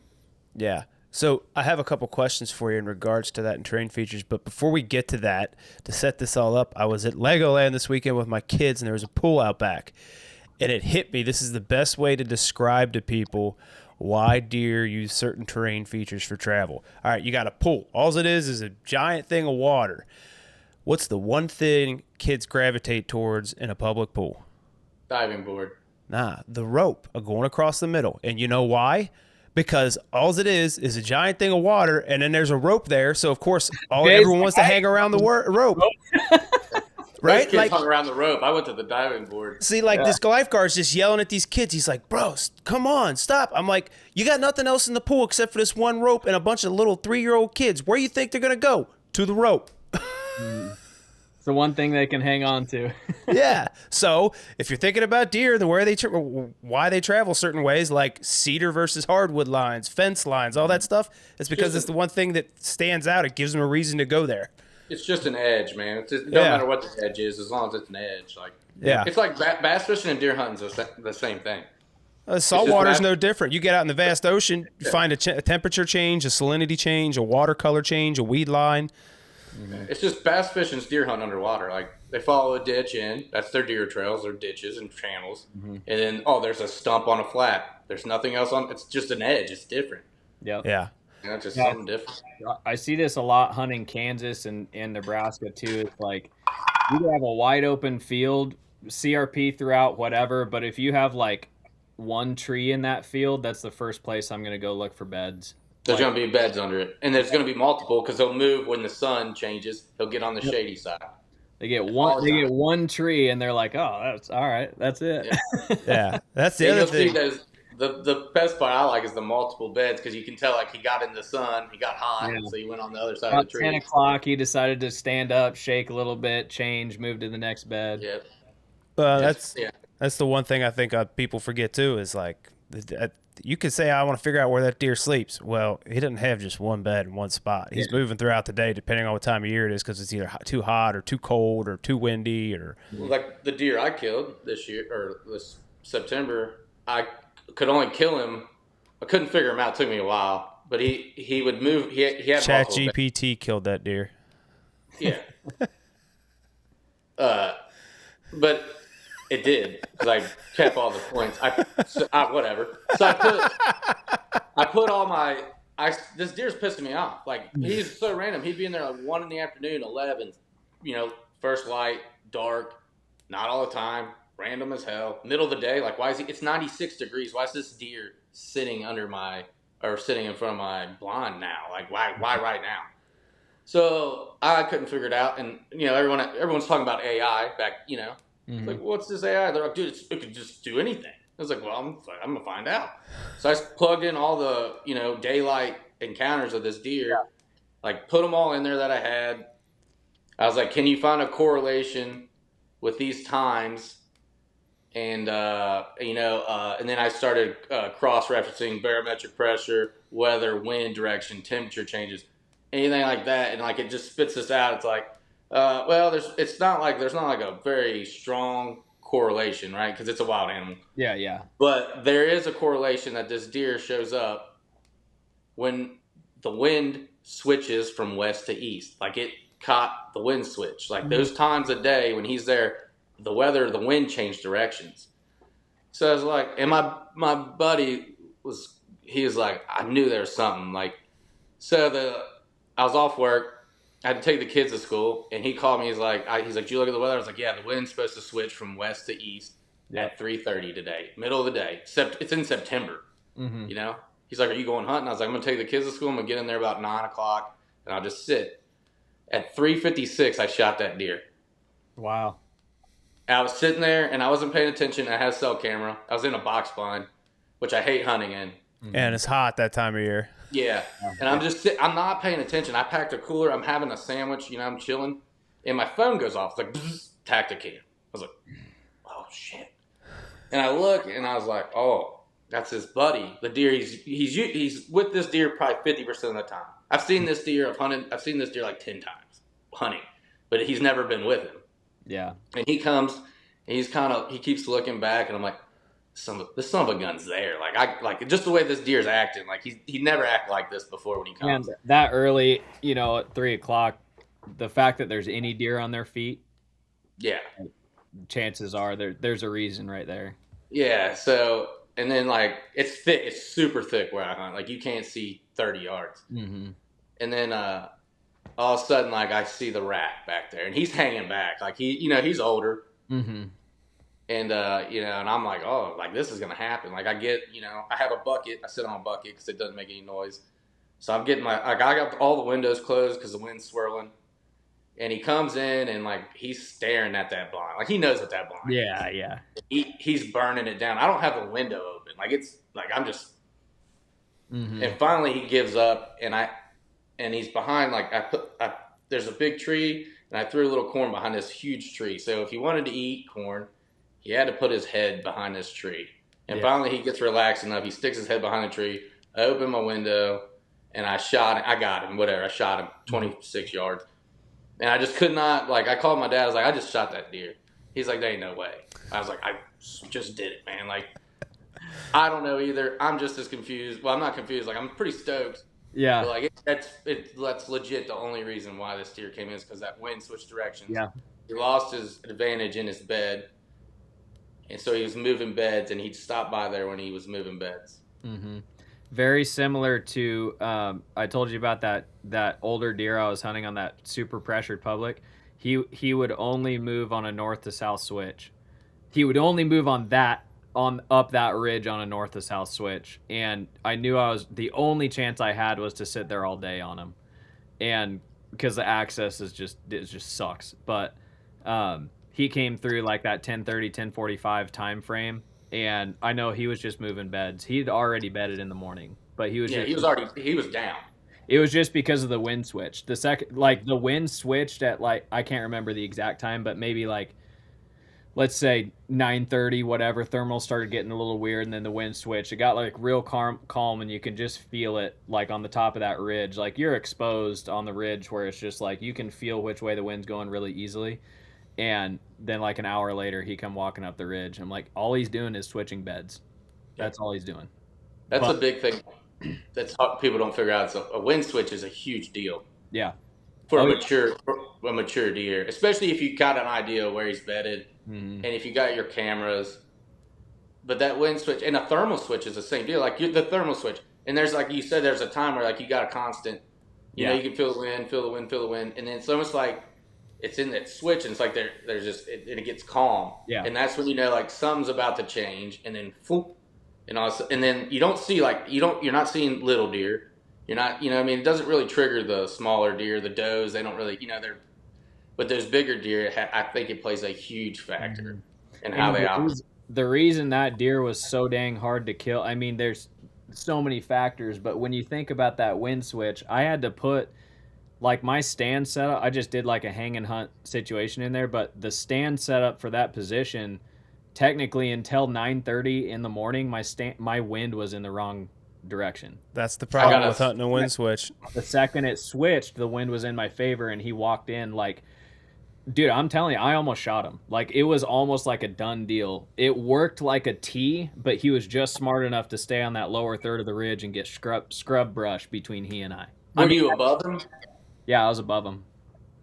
Dude, he was like right down below me on the bottom third, or the top third of the ridge. Top third of the ridge, but the first bench down. But below me, like here's the ridge. I'm here, and he was like down here, and I What was the wind? Was the wind blowing from you to him then? In the morning it was. Like when he was below you, was your wind blowing over him at that point? It was like that. It was in the middle of that switch, and I had just enough to where it was off of him. Like Just I off. technically had the wind right, but like if you look at it from an outside perspective, you probably wouldn't have hunted that stand with that wind. It probably would have been like, oh, that's a little risky. But with that deer, it was like you have to risk it to kill that deer. He's not gonna mess up.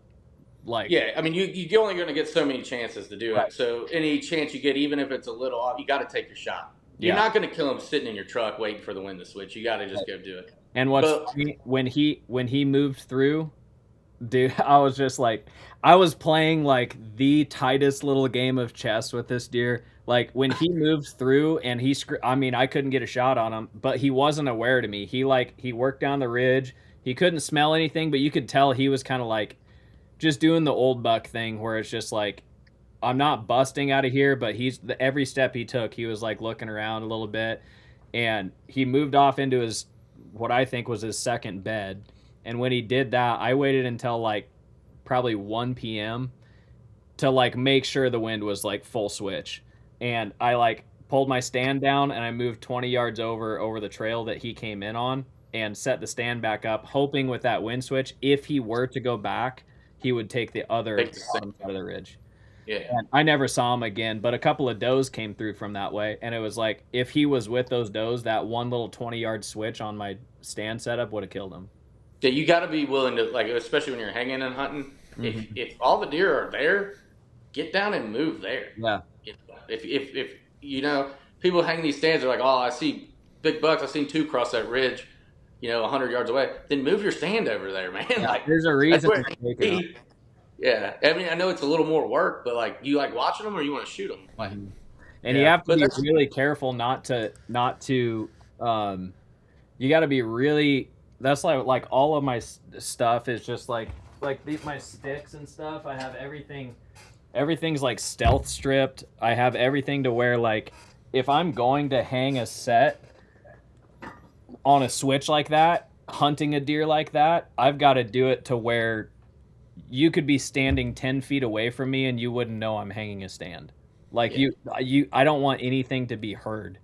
Unnatural, like an unnatural sound, like metal on metal. You break a stick, squirrels break fairly sticks. natural. Yeah. Yeah, But you bang I'm you talking bang your sticks together. slow, like labored, like you're sitting there. You got an all day sit anyway. You're already bored. Yeah, you can take all the time you want in the world to hang your second set. You know what I mean? You're already middle of the day. You just watched the buck you're after go to his second bed. Like, likely he's not going to just turn around and come right back in, Yeah. That's what I started using a saddle last year for the first time. That's why I got into that, because like, I mean, we've had that farm since 2008, so like, I've got stands in a lot of great spots for killing big deer because they're historical. But I got tired of the scenery, A, and B, when you get with the saddles and those lighter setups and the sticks like you got, it's like, all right, I see what you're doing. You can be 2 hours in your day, but like, I'm moving. I'm not sitting here and waiting. Yep. 100%. So go ahead. Oh, no. So you hunting public land and not hunting land that you own, like I said, where we have the luxury of you can figure the spot out and leave it set. Like, what are the terrain features you like keying in on?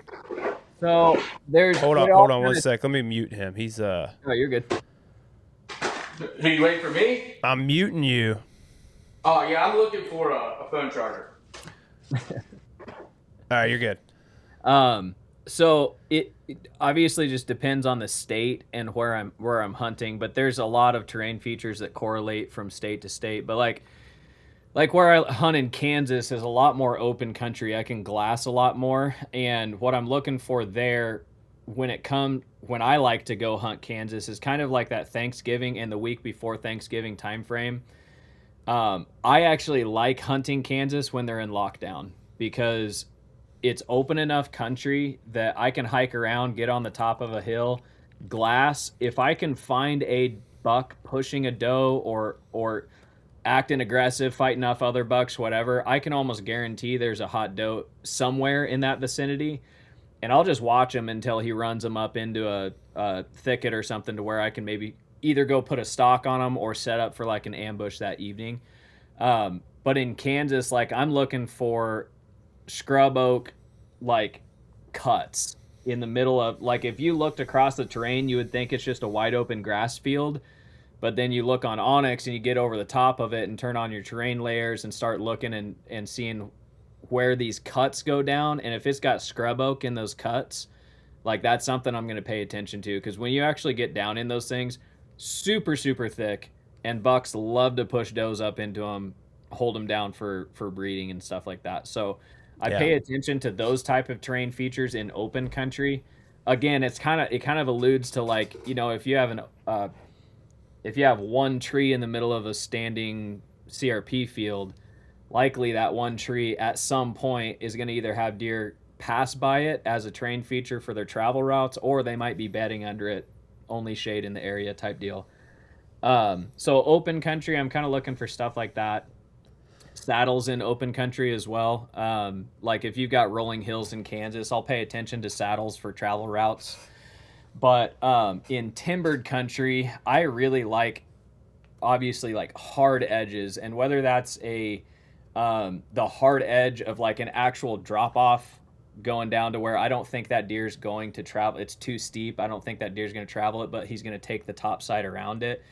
That split off with, if you can find two hard edges to come together in one area and you've got a narrow corridor that it seems like they might travel, that's kind of the best of both worlds. But also on the internal in timber country, it's like it could be the hard edge of like a little bit of swamp ground butting right up to drier timber. They're not going to take the swamp ground likely. They're not going to be in the open timber likely. They're going to be right on that hard edge where those two meet. Yeah. You alluded it to earlier. Somebody did to it earlier, but like the hard edge of a cedar thicket compared to open timber, same thing. That hard edge right there. Anything that I can find a hard edge is going to be like something I'm really going to pay attention to. But then dissecting it even further is just like those little micro terrain features where, again, if you're looking on like a topo layer and you have that drop off where it's like they're not going to travel down that thing, but it all kind of looks like the same country. They're going to wrap around the top of it. Any easier route that they can take, they're probably going to take. So just paying attention to those little things. Creek crossings too. Like if you find a beat down creek crossing during the rut, I mean, they're probably taking it. But the hard part about those is you're usually lower, so it means your wind's not always stable. Unless it's a really, this is one thing that I like to do too. And you get this in the mountains a lot. So like when you're elk hunting, if you're on a creek with like low wind, like if you're below 5 mile an hour wind, 8 mile an hour wind in a creek that's flowing, many times in the morning, like your wind will pull with that water. It's the thermals pulling it. Right. So if you can get off of that creek crossing that you want to hunt, or that hard feature, whatever, and let your thermals just pull with that creek behind you, a lot of times you're in a pretty decent spot because that creek's running the whole dang drainage. They could cross above it, below it, in the middle, anywhere, but wherever that sign is beat down where it's like they're obviously taking this creek crossing right here. There's tracks all over this sucker, and it's in the rut and they're pushing does around. The first thing that doe is going to take is the easiest route, and she's going to run right across that creek crossing. And during the rut, the bucks are so dang stupid. They'll just be like, all right, sick, we'll take that one. But you're 25, 30 yards off that thing, letting the wind blow with the creek behind you. Yeah. So there's ways to hunt the bottoms, but the bottoms are like, they can be super sketchy with the wind. Like you have to be pretty careful with it. The bottoms, I kind of try to reserve more for like the peak of the rut, where it's just like, they might run right through my scent just to get there, you know? Yeah. Yeah. One thing, so like I said, we've got a lot of big hills, and, you know, hunting thermals with that, I think a thing a lot of guys overlook, if you're trying to hunt like a ridge top, hunt where the ridge top is the narrowest, because obviously with archery it maximizes your opportunity for a shot. But then, like, if you can get off the crest of that, like to where a majority of the deer are traveling, they could be traveling behind your stand on the downhill side, but you're high enough up above them that it doesn't matter if the thermals are rising or falling. A lot of times it'll go right over their head, and that's like that perfect spot to put your stand, to use the height in your favor to kind of beat the thermal factor, but maximize opportunity for shooting downhill below you and on the ridge top. You get that narrowest point, and it's money. Yeah. Or the head of the ridge. I posted something on Instagram, and it kind of went a little bit viral of like the stand placement, because I was like, I think I was 4 or 5 sticks up with aiders, and I literally was like, the ridge comes like this, and I was right here on the ridge. Below me was like a massive drop off to a big bottom, and to my left, I'm like only maybe 10 feet up from the ridge, to where I'm like almost eye level with the deer on the ridge, right? But just kind of what you were explaining, how the wind was working in that situation. Yes, I'm almost eye level with the deer on the ridge, but my wind is like killer for the ridge. I can shoot all over that ridge. So like if I'm positioning myself in the saddle to where I can see deer coming, moving through, and I had a doe walk through the ridge. She didn't even know I was there, and it like 10 feet maybe from her. But on my right-hand side, I was like 35 or 40 feet over this big drainage down below. But I didn't really feel bad about my wind pouring over the drainage, because all I cared about was on the ridge. But it was the only tree I could hunt that ridge, and there was a really big deer using it. So I was like, if I have it, this is a risky set, but if I have a chance to kill that deer specifically, it's going to be in a set like this. You know, it's not the perfect, there's not always a perfect scenario where you can have everything to your advantage. Most of the time when you're hunting a mature deer, you're like you're giving him some of the chips. You have to let him have some leeway in the situation to get done what you need to get done. Where like your wind might be almost wrong, but it's just right. You know, you might not be 25 feet in the air. You might be eye level with him, but when he comes in, you're going to be at full draw. Yeah. You know, so stuff like that. Well, you're always going to have a weak link. I don't care. Access, wind, your positioning, you're always having a weak link. What's the weakest weak link you can give up? Which one's going to hurt you the least? That's the one you want to let be the weak link. Very well put. Yeah. Well, honestly, I just came up with it. Even a blind squirrel finds a nut every once in a while. Absolutely. Bird, you alive? Well, I don't have any of my stuff here, you know. Yeah. So I was trying to find a phone charger. Did you find which one? I did. Yeah. All right. This is perfect question then. You got great timing. So Jay and I are the archery type where it's like, well, that's good enough to kill. Mm-hmm. You're obviously big into archery, so let me ask you, for guys that are like us that aren't necessarily like super tuning your setups and shooting a bunch of competition, it's more like that's good enough to kill, like I'm accurate enough with it. What is your biggest tips for people for increasing accuracy, getting better at archery, especially when it comes to making sure you maximize your odds for success?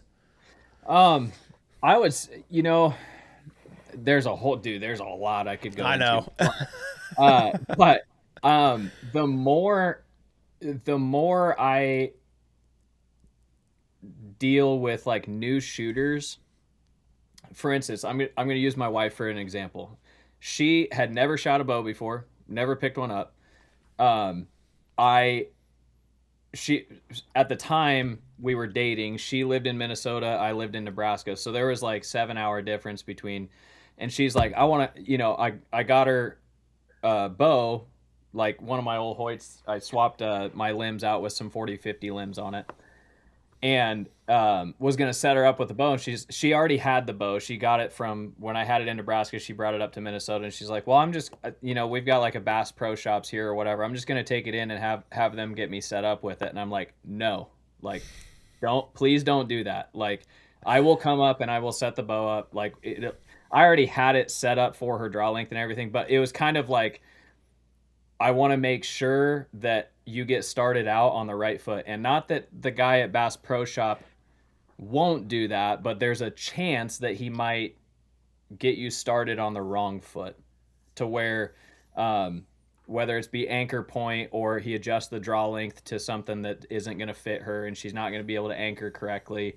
And it's when you get started with like bad habits that just keep reoccurring and you don't know why it's causing an issue, learning why and how to change that and being accepting to changing that to get to where you're more consistent. Archery is all about consistency.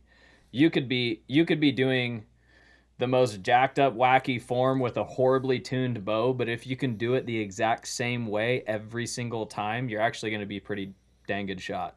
Like it's everything's happening the same. So archery is very much about consistency. So with her, I was like, I want to make sure that she's got her anchor point set up right. Her peep height is correct to where she can easily look through it. When she gets to anchor, it's just boom, she's looking right through her peep.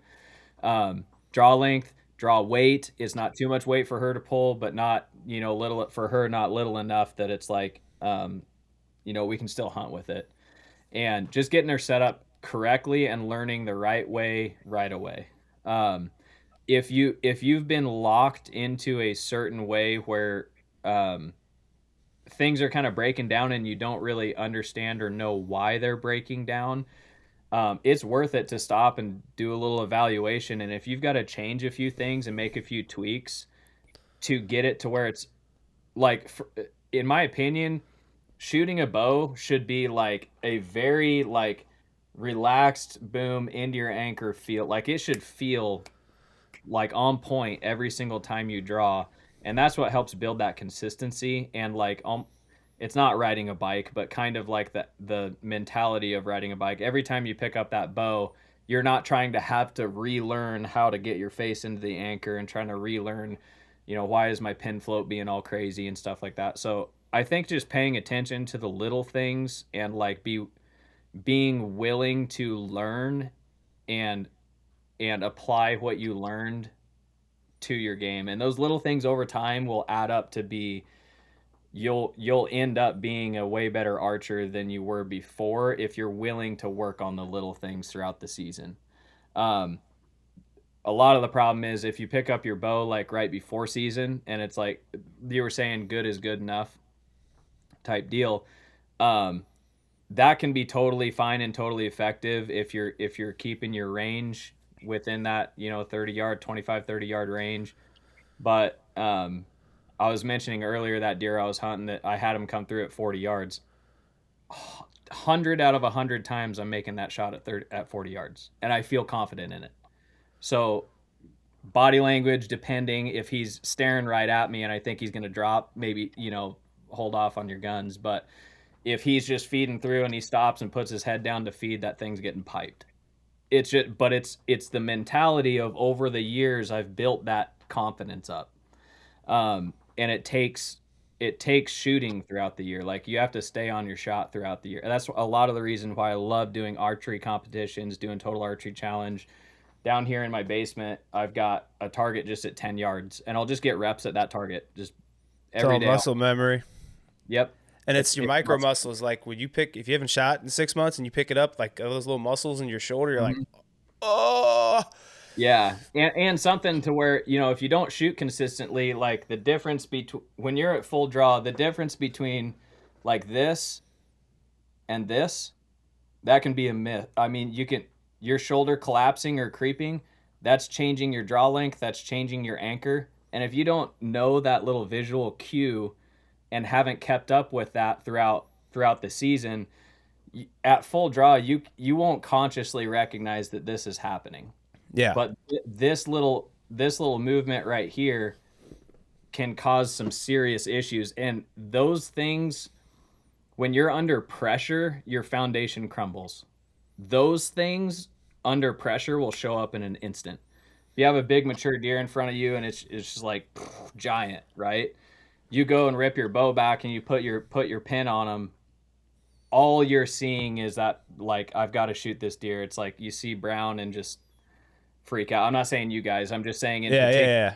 if you're not staying on that ball and keeping that practice going, you have to get to a point where when you draw and you put your pin on that deer, there's nothing swaying your foundation. Doesn't matter how big the deer is. Like, Yeah. buck fever is a thing, and I get buck fever myself, but it's almost always after the shot. Buck fever doesn't even like really set in until after the arrow's been released.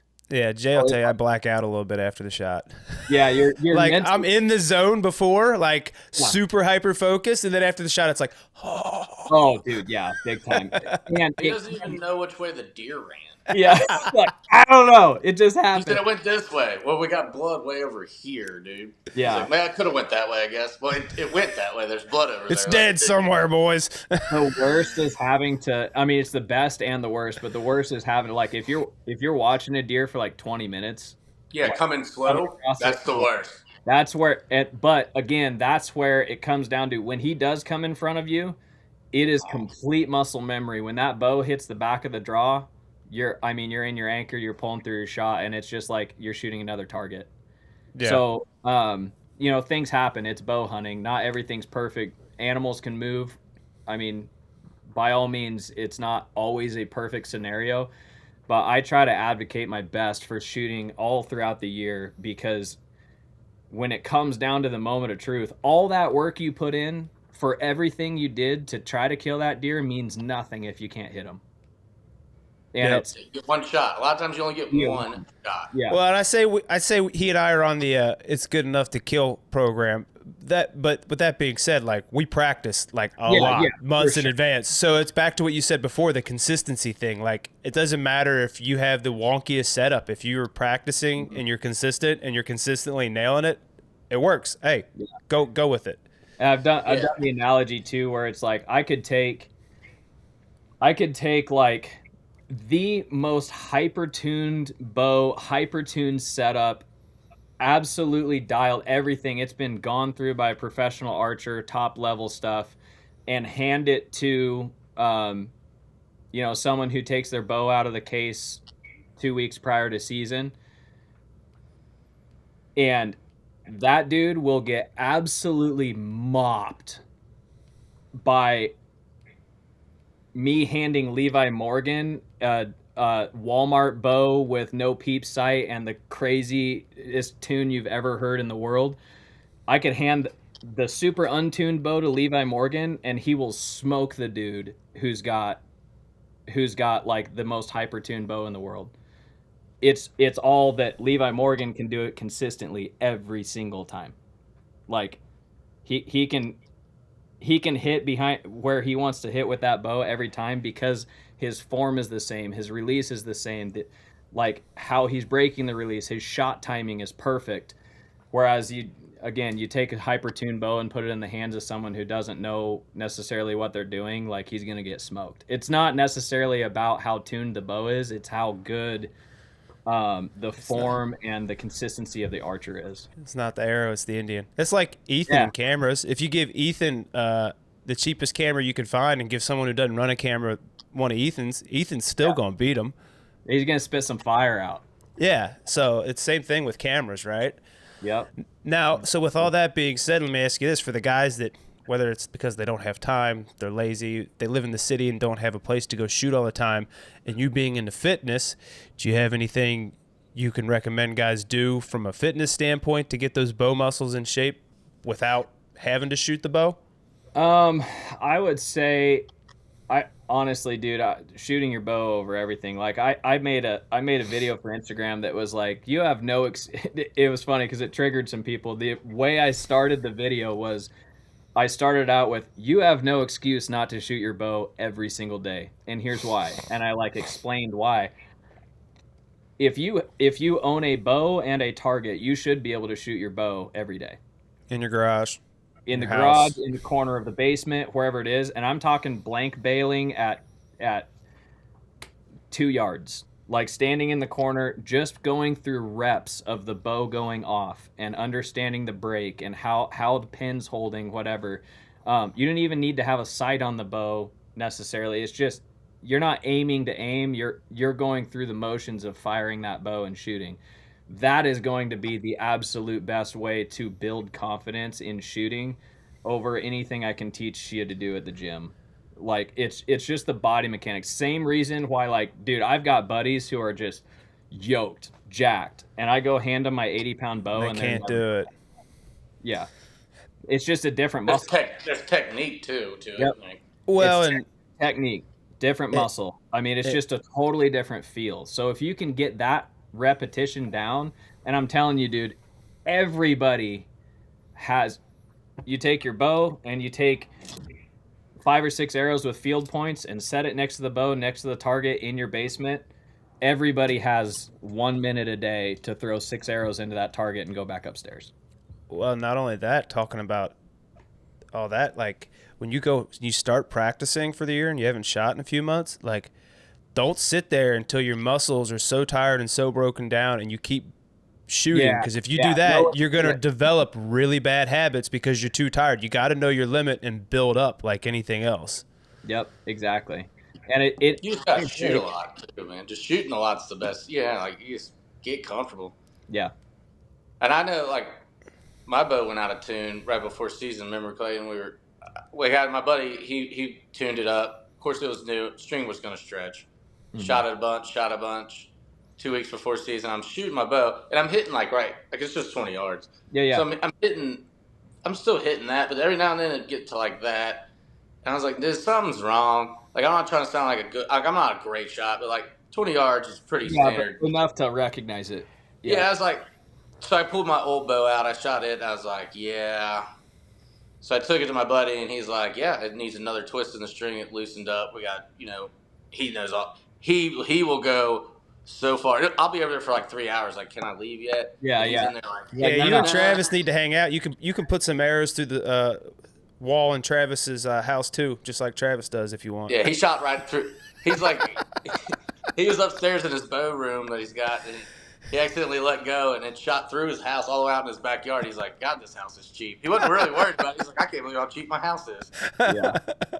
Yeah. But, something that like builds, if a guy is able to, that builds a lot of confidence in your shooting and understanding like when something's going wrong, like why is it going wrong and how to correct it, is like, dude, I have a super messy room right now, but like if a guy can set up your own bow press like in the garage or in the basement or something like that, and learn how to work on your bow specifically, just learn, dude, there's so many YouTube videos out there teaching you how to, I mean, you can look up. Yeah, go look at Whitetail Fit. Yeah. You can look up any of my bow builds over the last 8 years, and I explain it pretty detailed, like why I'm doing what I'm doing for the tune of the bow and setting it up, and just center shot, getting it tearing bullet holes through paper, just things like that. But once you learn and understand like the mechanics of how the bow is working and why it's doing certain things, why putting a couple of twists in one cable and not in the other cable is going to throw off your cam synchronization, like why is that doing it, and what's the negative effect of that, and or what's the positive effect of that. Some guys like to shoot with like their top cam slightly advanced so that they have a little bit better pin flow or can pull up into the middle of the target a little bit better and have a good solid hold. So like there's just little things with tuning, but if you have the means to buy a bow press and an area to put it, I recommend that to everybody. I recommend everybody try to work on their own bows. Just like dive down that rabbit hole and just, if you're interested in it, but it also, again, it comes down to like, dude, you might get one shot. Like I've been waiting 8 years, 9 years now on this elk tag in Wyoming. I'm gonna get one shot at a bull, or I might only get one shot, or I might not get a shot at all. But it's like, knock on wood, I don't sling a freaking booty shot on a bull in Wyoming this year. But it's like, I want to make sure that I've done everything I can to be the best archer I can in that moment. And control what you can control. exactly. And to Because me, there's so, like you said, there's so many other factors in hunting. You can only control what you can control, but make right, sure you have complete control over that. right. Everything else is just going to happen. Or Yeah. as much control as you can, because sometimes dude, sometimes buck fever just sets in, and it is what it is. It's really hard to get over stuff like that, and you won't know it until it's in the moment. But as far as shooting goes, like, you have to be confident in your abilities within your abilities. So it's just kind of a um I recommend to anybody and everybody to just shoot their bow year round. That's where you're going to build up the most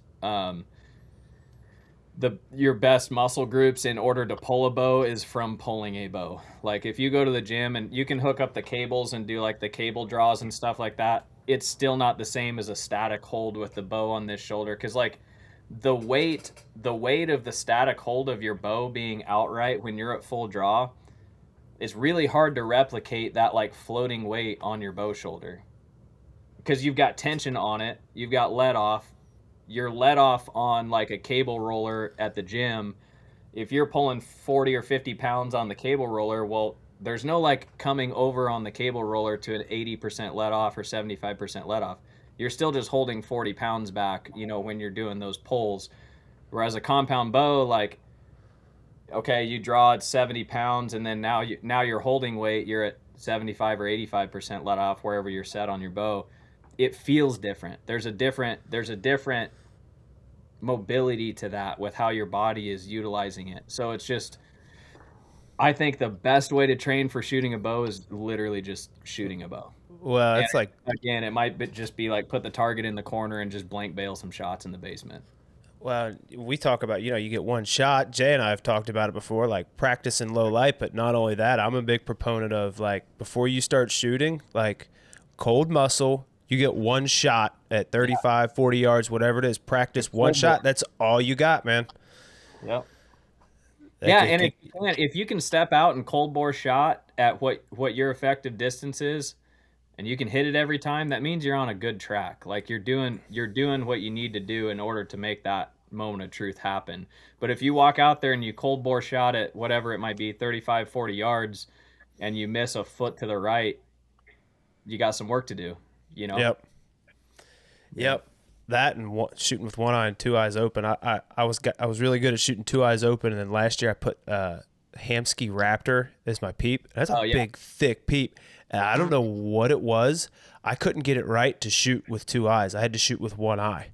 I tried clarifiers, everything. It was wild. I couldn't explain it. So I was like, well, I guess I'm shooting with one eye because I'm not going back to the drawing board. Depends on what I'm shooting at. If like you're trying to target shoot like little dots, I close the eye. But if I'm hunting, I keep them both open. Mm-hmm. Yeah. I do kind of like a little bit of a squint thing with my left eye. Like, you can kind of, there's like a little fine line of not closing it but not having it wide open, Yeah, I don't think I'm like I don't know. Like, I don't even think about that. That just naturally happens now. I've shot a bow since I was a kid. Mm-hmm. I just shoot it, and well, that's like why you it threw me off last year, because like I'm so used to shooting like two You're getting eyes, old, and then though. I'm like, yeah, but it didn't make sense. I don't know if it's because the peep wall was that much thicker. Well, some of those, like the I've got like the DC insights for my 3D rig. It's the Hamsky DC sight. It's longer, so like if you have any peep twist whatsoever with those Hamsky peeps, like you'll see it shows like more of the wall of the peep when you're looking through it. So like a lot of hunting peeps, like my main aperture for hunting is like a 3/16 hunting peep, and it'll be, if I'm not using the Hamsky peep, I can't even remember, like a Raptor, whatever brand. I can't remember what the brand is, but it's just like an anodized aluminum peep sight. And for 3/16, that's kind of like my sweet spot for most of my hunting housings for my sight housings. But for my 3D rig, I run a smaller peep and a smaller housing on my single pin setup. But yeah, if you have any string twist whatsoever, that longer peep, it's like you're looking down a longer hallway. That's like, it's easier to if it's Maybe off, that was it. Yeah, if it's off just a little bit, you're like kind of like, what the heck's going on here, you know? It's Whereas easy to build a shoulder, 10-foot fence. It's hard to build a 100-foot fence straight. yeah, Yeah. exactly. And Yeah, that's what you're looking at. I mean, yeah, yeah, Yeah. it's not square. right. Yeah. Just a little. If you look like this, it's perfect. Yeah, Yeah. Well, we're getting close to time here, so I do have one more question. I know I mentioned this to you before the call. I think Jay, you'll appreciate this. I'd actually be interested to hear your answers, but like pick 2 deer hunts, 2 deer that you've harvested. What are the key things you learned from that really like helped you take a big step forward as far as deer hunting and being successful is concerned? one was, I don't even have him here. He's back in Nebraska, but he was a deer that I killed pretty early on. Well, there's a couple deer. I'll talk about the first buck I actually killed, because he's more of like an intuitive, like in the moment I was like, oh, that's like, that was a thing. So one of them was like a hard edge deer that I killed him off the edge of a creek bank. He was working it up and down, and or he was chasing a doe up and down it, but like the creek bank was steep enough that the doe wasn't willing to cross it. So he was like running right down the end of it. And this was like super early on in my bow hunting career. I didn't even really understand like the hard edge situation. And that moment was kind of one that I was like, why were they doing that? It was between a fence, like a cattle fence, and then there was about it was maybe 30 yards wide, and then there was like the hard drop of a creek. But they weren't out in the open cattle pasture. They were between the fence and the hard creek. So it was just kind of like a realization of like hard edges there. But my first buck that I ever killed, one second, I'm going to go grab him because I do have him in this room real quick. Jay, you going to be able to grab your deer head to show the one that you learned from? I ain't got any. You're like monochrome today with your hat and your shirt color there. Well, I had to find a shirt. Like, this is the one I have in here still. And his hat was in my truck. Sorry, so this is the first buck I ever shot with a bow in Nebraska. So kind of cool, like got some memories on this thing. Before I was ever involved in the hunting industry whatsoever, I used to carry this thing to like trade shows, Iowa Deer Classic, all that stuff. And like I got Michael Waddell to sign it. I've got Lee and Tiffany. I got Cameron Haynes. I got Bill Winky. I just carried this thing around to trade shows, and I was like, oh, dude, like, I love watching you, you know, whatever, and they'd sign it. So kind of a cool memory. But this was the first buck that I ever shot in Nebraska with my bow. And he was one that, like, I didn't know he was there. I didn't like know about this deer, but he left like an incredibly thick rub line and scrape line. He was just like tearing. I mean, he was like, you can tell he was just like a big bully 8. He was huge bodied deer. He just like was super aggressive with sign. And at that time, again, I didn't know much about hunting. Again, you got to remember, like, when the first person I ever really started bow hunting with was when I was 15. And like prior to that, I didn't know anybody. And I was just like going out in the woods and hopefully I'd find something. But he had like a really defined rub and scrape line, and he was working it up. He would go across a farm outlet crossing where like the combines would go through and connect a field. There was 2 big fields, farm outlet crossing, and then a tree line with a creek running through it north to south. And he was hitting those edges all along those fields, would go across that farm outlet crossing and continue to hit the edges going up to another big destination egg field.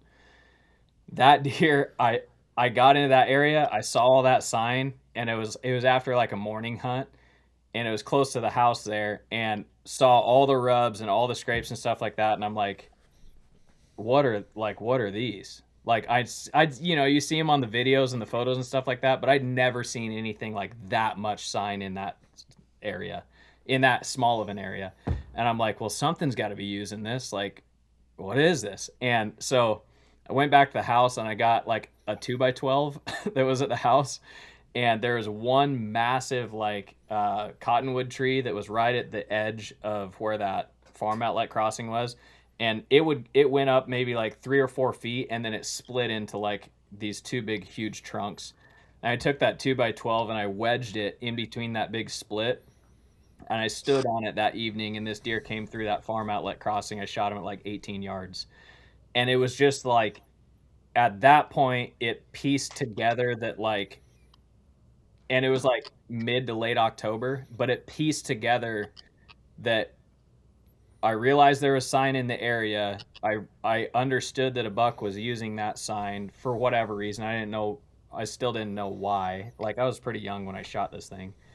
But it gave me that realization of like, I can set up on an animal right now. I don't need to have like pre-hung sets. Like, that's what kind of started my whole like hang and hunt thing, if you will, was like, I threw a 2x12 in a tree 5 feet up and I killed that deer. Yeah. So it was like, okay, like I don't need all the ladder stands set up, and I don't, because everything I saw on TV was like box blinds, ladder stands, like the big filming crew situations where like I didn't have access to any of that when I was younger. It was like hunt off the ground, or I did have like a ladder stand from like Menards, and I think I had one hang on stand again from Menards. But it was like, oh, I can be mobile and move with a cause and like set up on sign, and it might work, and this deer just kind of like solidified that and taught me that a little bit. Was just, I didn't know anything about that deer, didn't know why he was in the area, didn't know any of that sign was there, but the second I found the sign, I set up on it that evening and I killed him. So it was just, that was kind of a realization to me that was like, oh, we can get a little more mobile with this than sitting the same spots. Oh, because that's all I did prior, was just sitting the same spots over and over and over. I didn't know any better at that time, Yeah. Go where the deer's at. Yeah. Yeah. That's the best way to kill them. Go where they're at. Yep. Exactly. Yeah. When I was younger, dude, I had nobody teaching me nothing. I was just sitting in a spot and like, oh, hopefully a deer comes through. Yeah, my dad, because my dad is a big bow hunter, and he's getting older now, but he's like, they had those API Alumilocks, and he'd carry screwing steps, and he's like, we just hung our stands every morning. He's like, we'd screw all these steps in and climb up and hang our stand and hunt, and he'd take them down, and that's how I learned. Like, I'd go with him hunting, and he'd carry 2 stands, and we'd hang the stand in the dark and hunt, and then we'd move. And then climbers got big, so then we got on the climbers, and then all the ash trees are dead here now, so there's no real straight trees. So now you're back to like, a lone wolf or a saddle or whatever you want to do. And of course, everything's gotten a lot better. Way better. Did you guys ever use, I saw there's a company starting to sell some now, or like manufacture some, that it's like a super old concept. Like, all the old heads would use these, like, from what I remembered. So my buddy Wes, like I said, I met him I knew of him, but we started bow hunting when I was like 15 with him. His dad was the first one I ever saw use these stands, and it was a form of mobile hunting, but he called them crotch tree stands, and we started making them like out of like 2x10s and 2x12s, and we'd be cutting V's out of them and putting like heavy duty door hinges on them. Yeah, exactly. Yep, we'd put lag bolts we'd cut them in a V, and then we'd put lag bolts in the end of them and a heavy duty door hinge between them, and we'd router out the top of it so that it would go past center.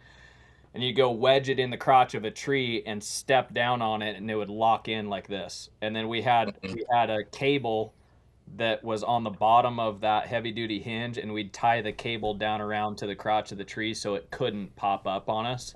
Like, if the wind moved around or whatever, if we left it overnight, it wasn't going to pop out of the tree. It would like stay and put. And we hunted off of those from the time I was 15 until Wes left after college. We hunted out of those until I was probably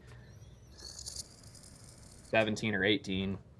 So, and it was just like, that was just something that wasn't like, you couldn't find one on the market. It was just like somebody would build it in the garage, and then we'd go out and use them. Wes and I started building them out of his. You got to have like the perfect angle V. Yeah, like everything. You'd have to have the perfect tree for it. You think a straight tree is hard to find? Find one with the perfect V in it. Yep. A lot of creek bottoms had trees like that though. Like a lot of creek bottoms had those little like they're like it was almost like small saplings that like nobody cut down, and then they finally got to like almost maturity, and then you'd like it'd be enough to get the weight of you standing in the middle of it. But most of the time you wouldn't be any more than like 10 feet off the ground. You could You don't have to hunt rarely, high, man. Yeah. Yeah, very rarely could you find a tree that was like actually high using those stands, because they're all too big. You'd have to hunt out of trees that were only like the trunks were like that big around. Yeah. Yeah. Jay, Those were fun days, dude. I kind of miss those crotch tree stands. I need to make up another batch of those. you need to make a YouTube video killing a deer out of one. Heck yeah, dude. So that's why I told my buddy Wes the first like what I would have considered like a real like a good bow. I had that Alpine Micro, which was like a youth bow, and that was like a again maxed out 40 pounds. Like it was very much I grew out of it really quickly. But my first bow that I felt like was a really like good bow was a Hoyt Razor Tech, and that's like a 2002 model, 2003 maybe. But like, dude, now I can't find a Razor Tech anywhere. I look on eBay, like I've been trying to buy a Hoyt Razor Tech. Like I found one on eBay, and when I messaged the guy, he had already sold it in store. Someone like sniped you. Yeah. So, and they're like, they're only like, if you can find one, they're like $250. They're an older bow, but I want to do a YouTube series where like Wes and I get together and he goes and buys like his old Z7 Extreme, and I go buy my bow. Yeah, dude. See, old school. So, and not even that old school. Switchback.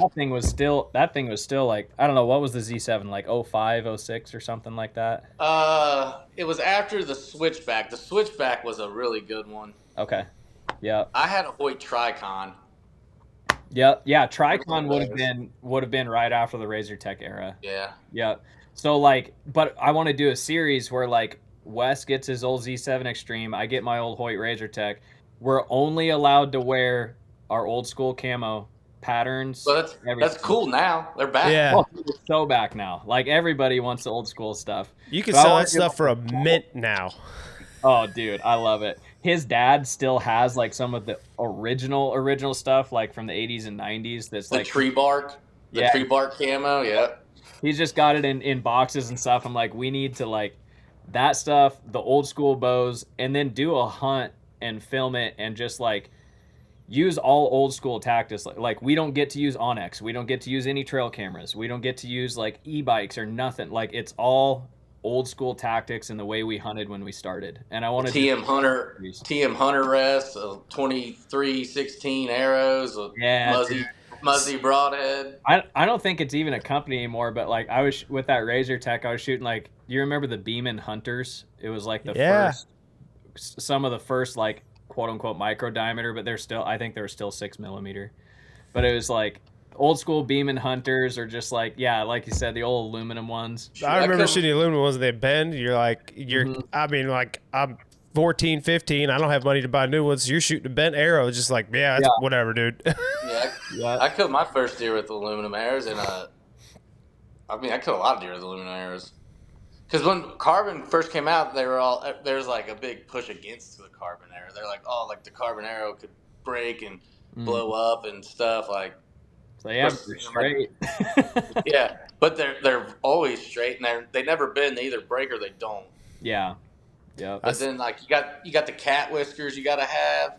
You gotta get them on your string silencers, the fuzz balls. See, you guys think equipment. I think like you talk that video series. I think like do like a square video VHS look with some like Blink 182 like punk rock style music. Like Absolutely. So my buddy Eric Chesser, they did a whole hunt. Their film series this year, the entire film series was filmed on a high-8 camera.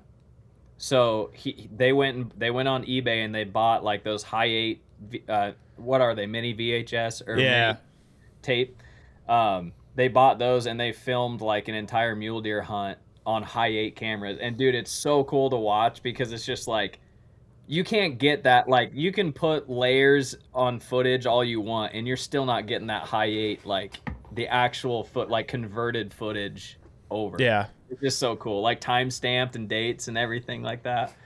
Like the Eastman Hunting Journal old videos. I did that for it hasn't aired yet, but that Kansas trip I did with the Lindsays, we like doubled up the first morning, like within 20 minutes of each other on deer. Next morning, went and hunted ducks in Kansas. Like, we still got time left. Jeff's like, Stuttgart's only an 8-hour drive away, so we drove to Stuttgart. But I'm filming everything with a GoPro on the car with the road trip, the Chinese buffet and everything. I put that like VHS look on it and some like punk rock music. And my couple buddies that I've shown, they're like, dude, that was such a cool vibe. I'm like, yeah, it feels like we're in high school again, doesn't it? 100%, dude.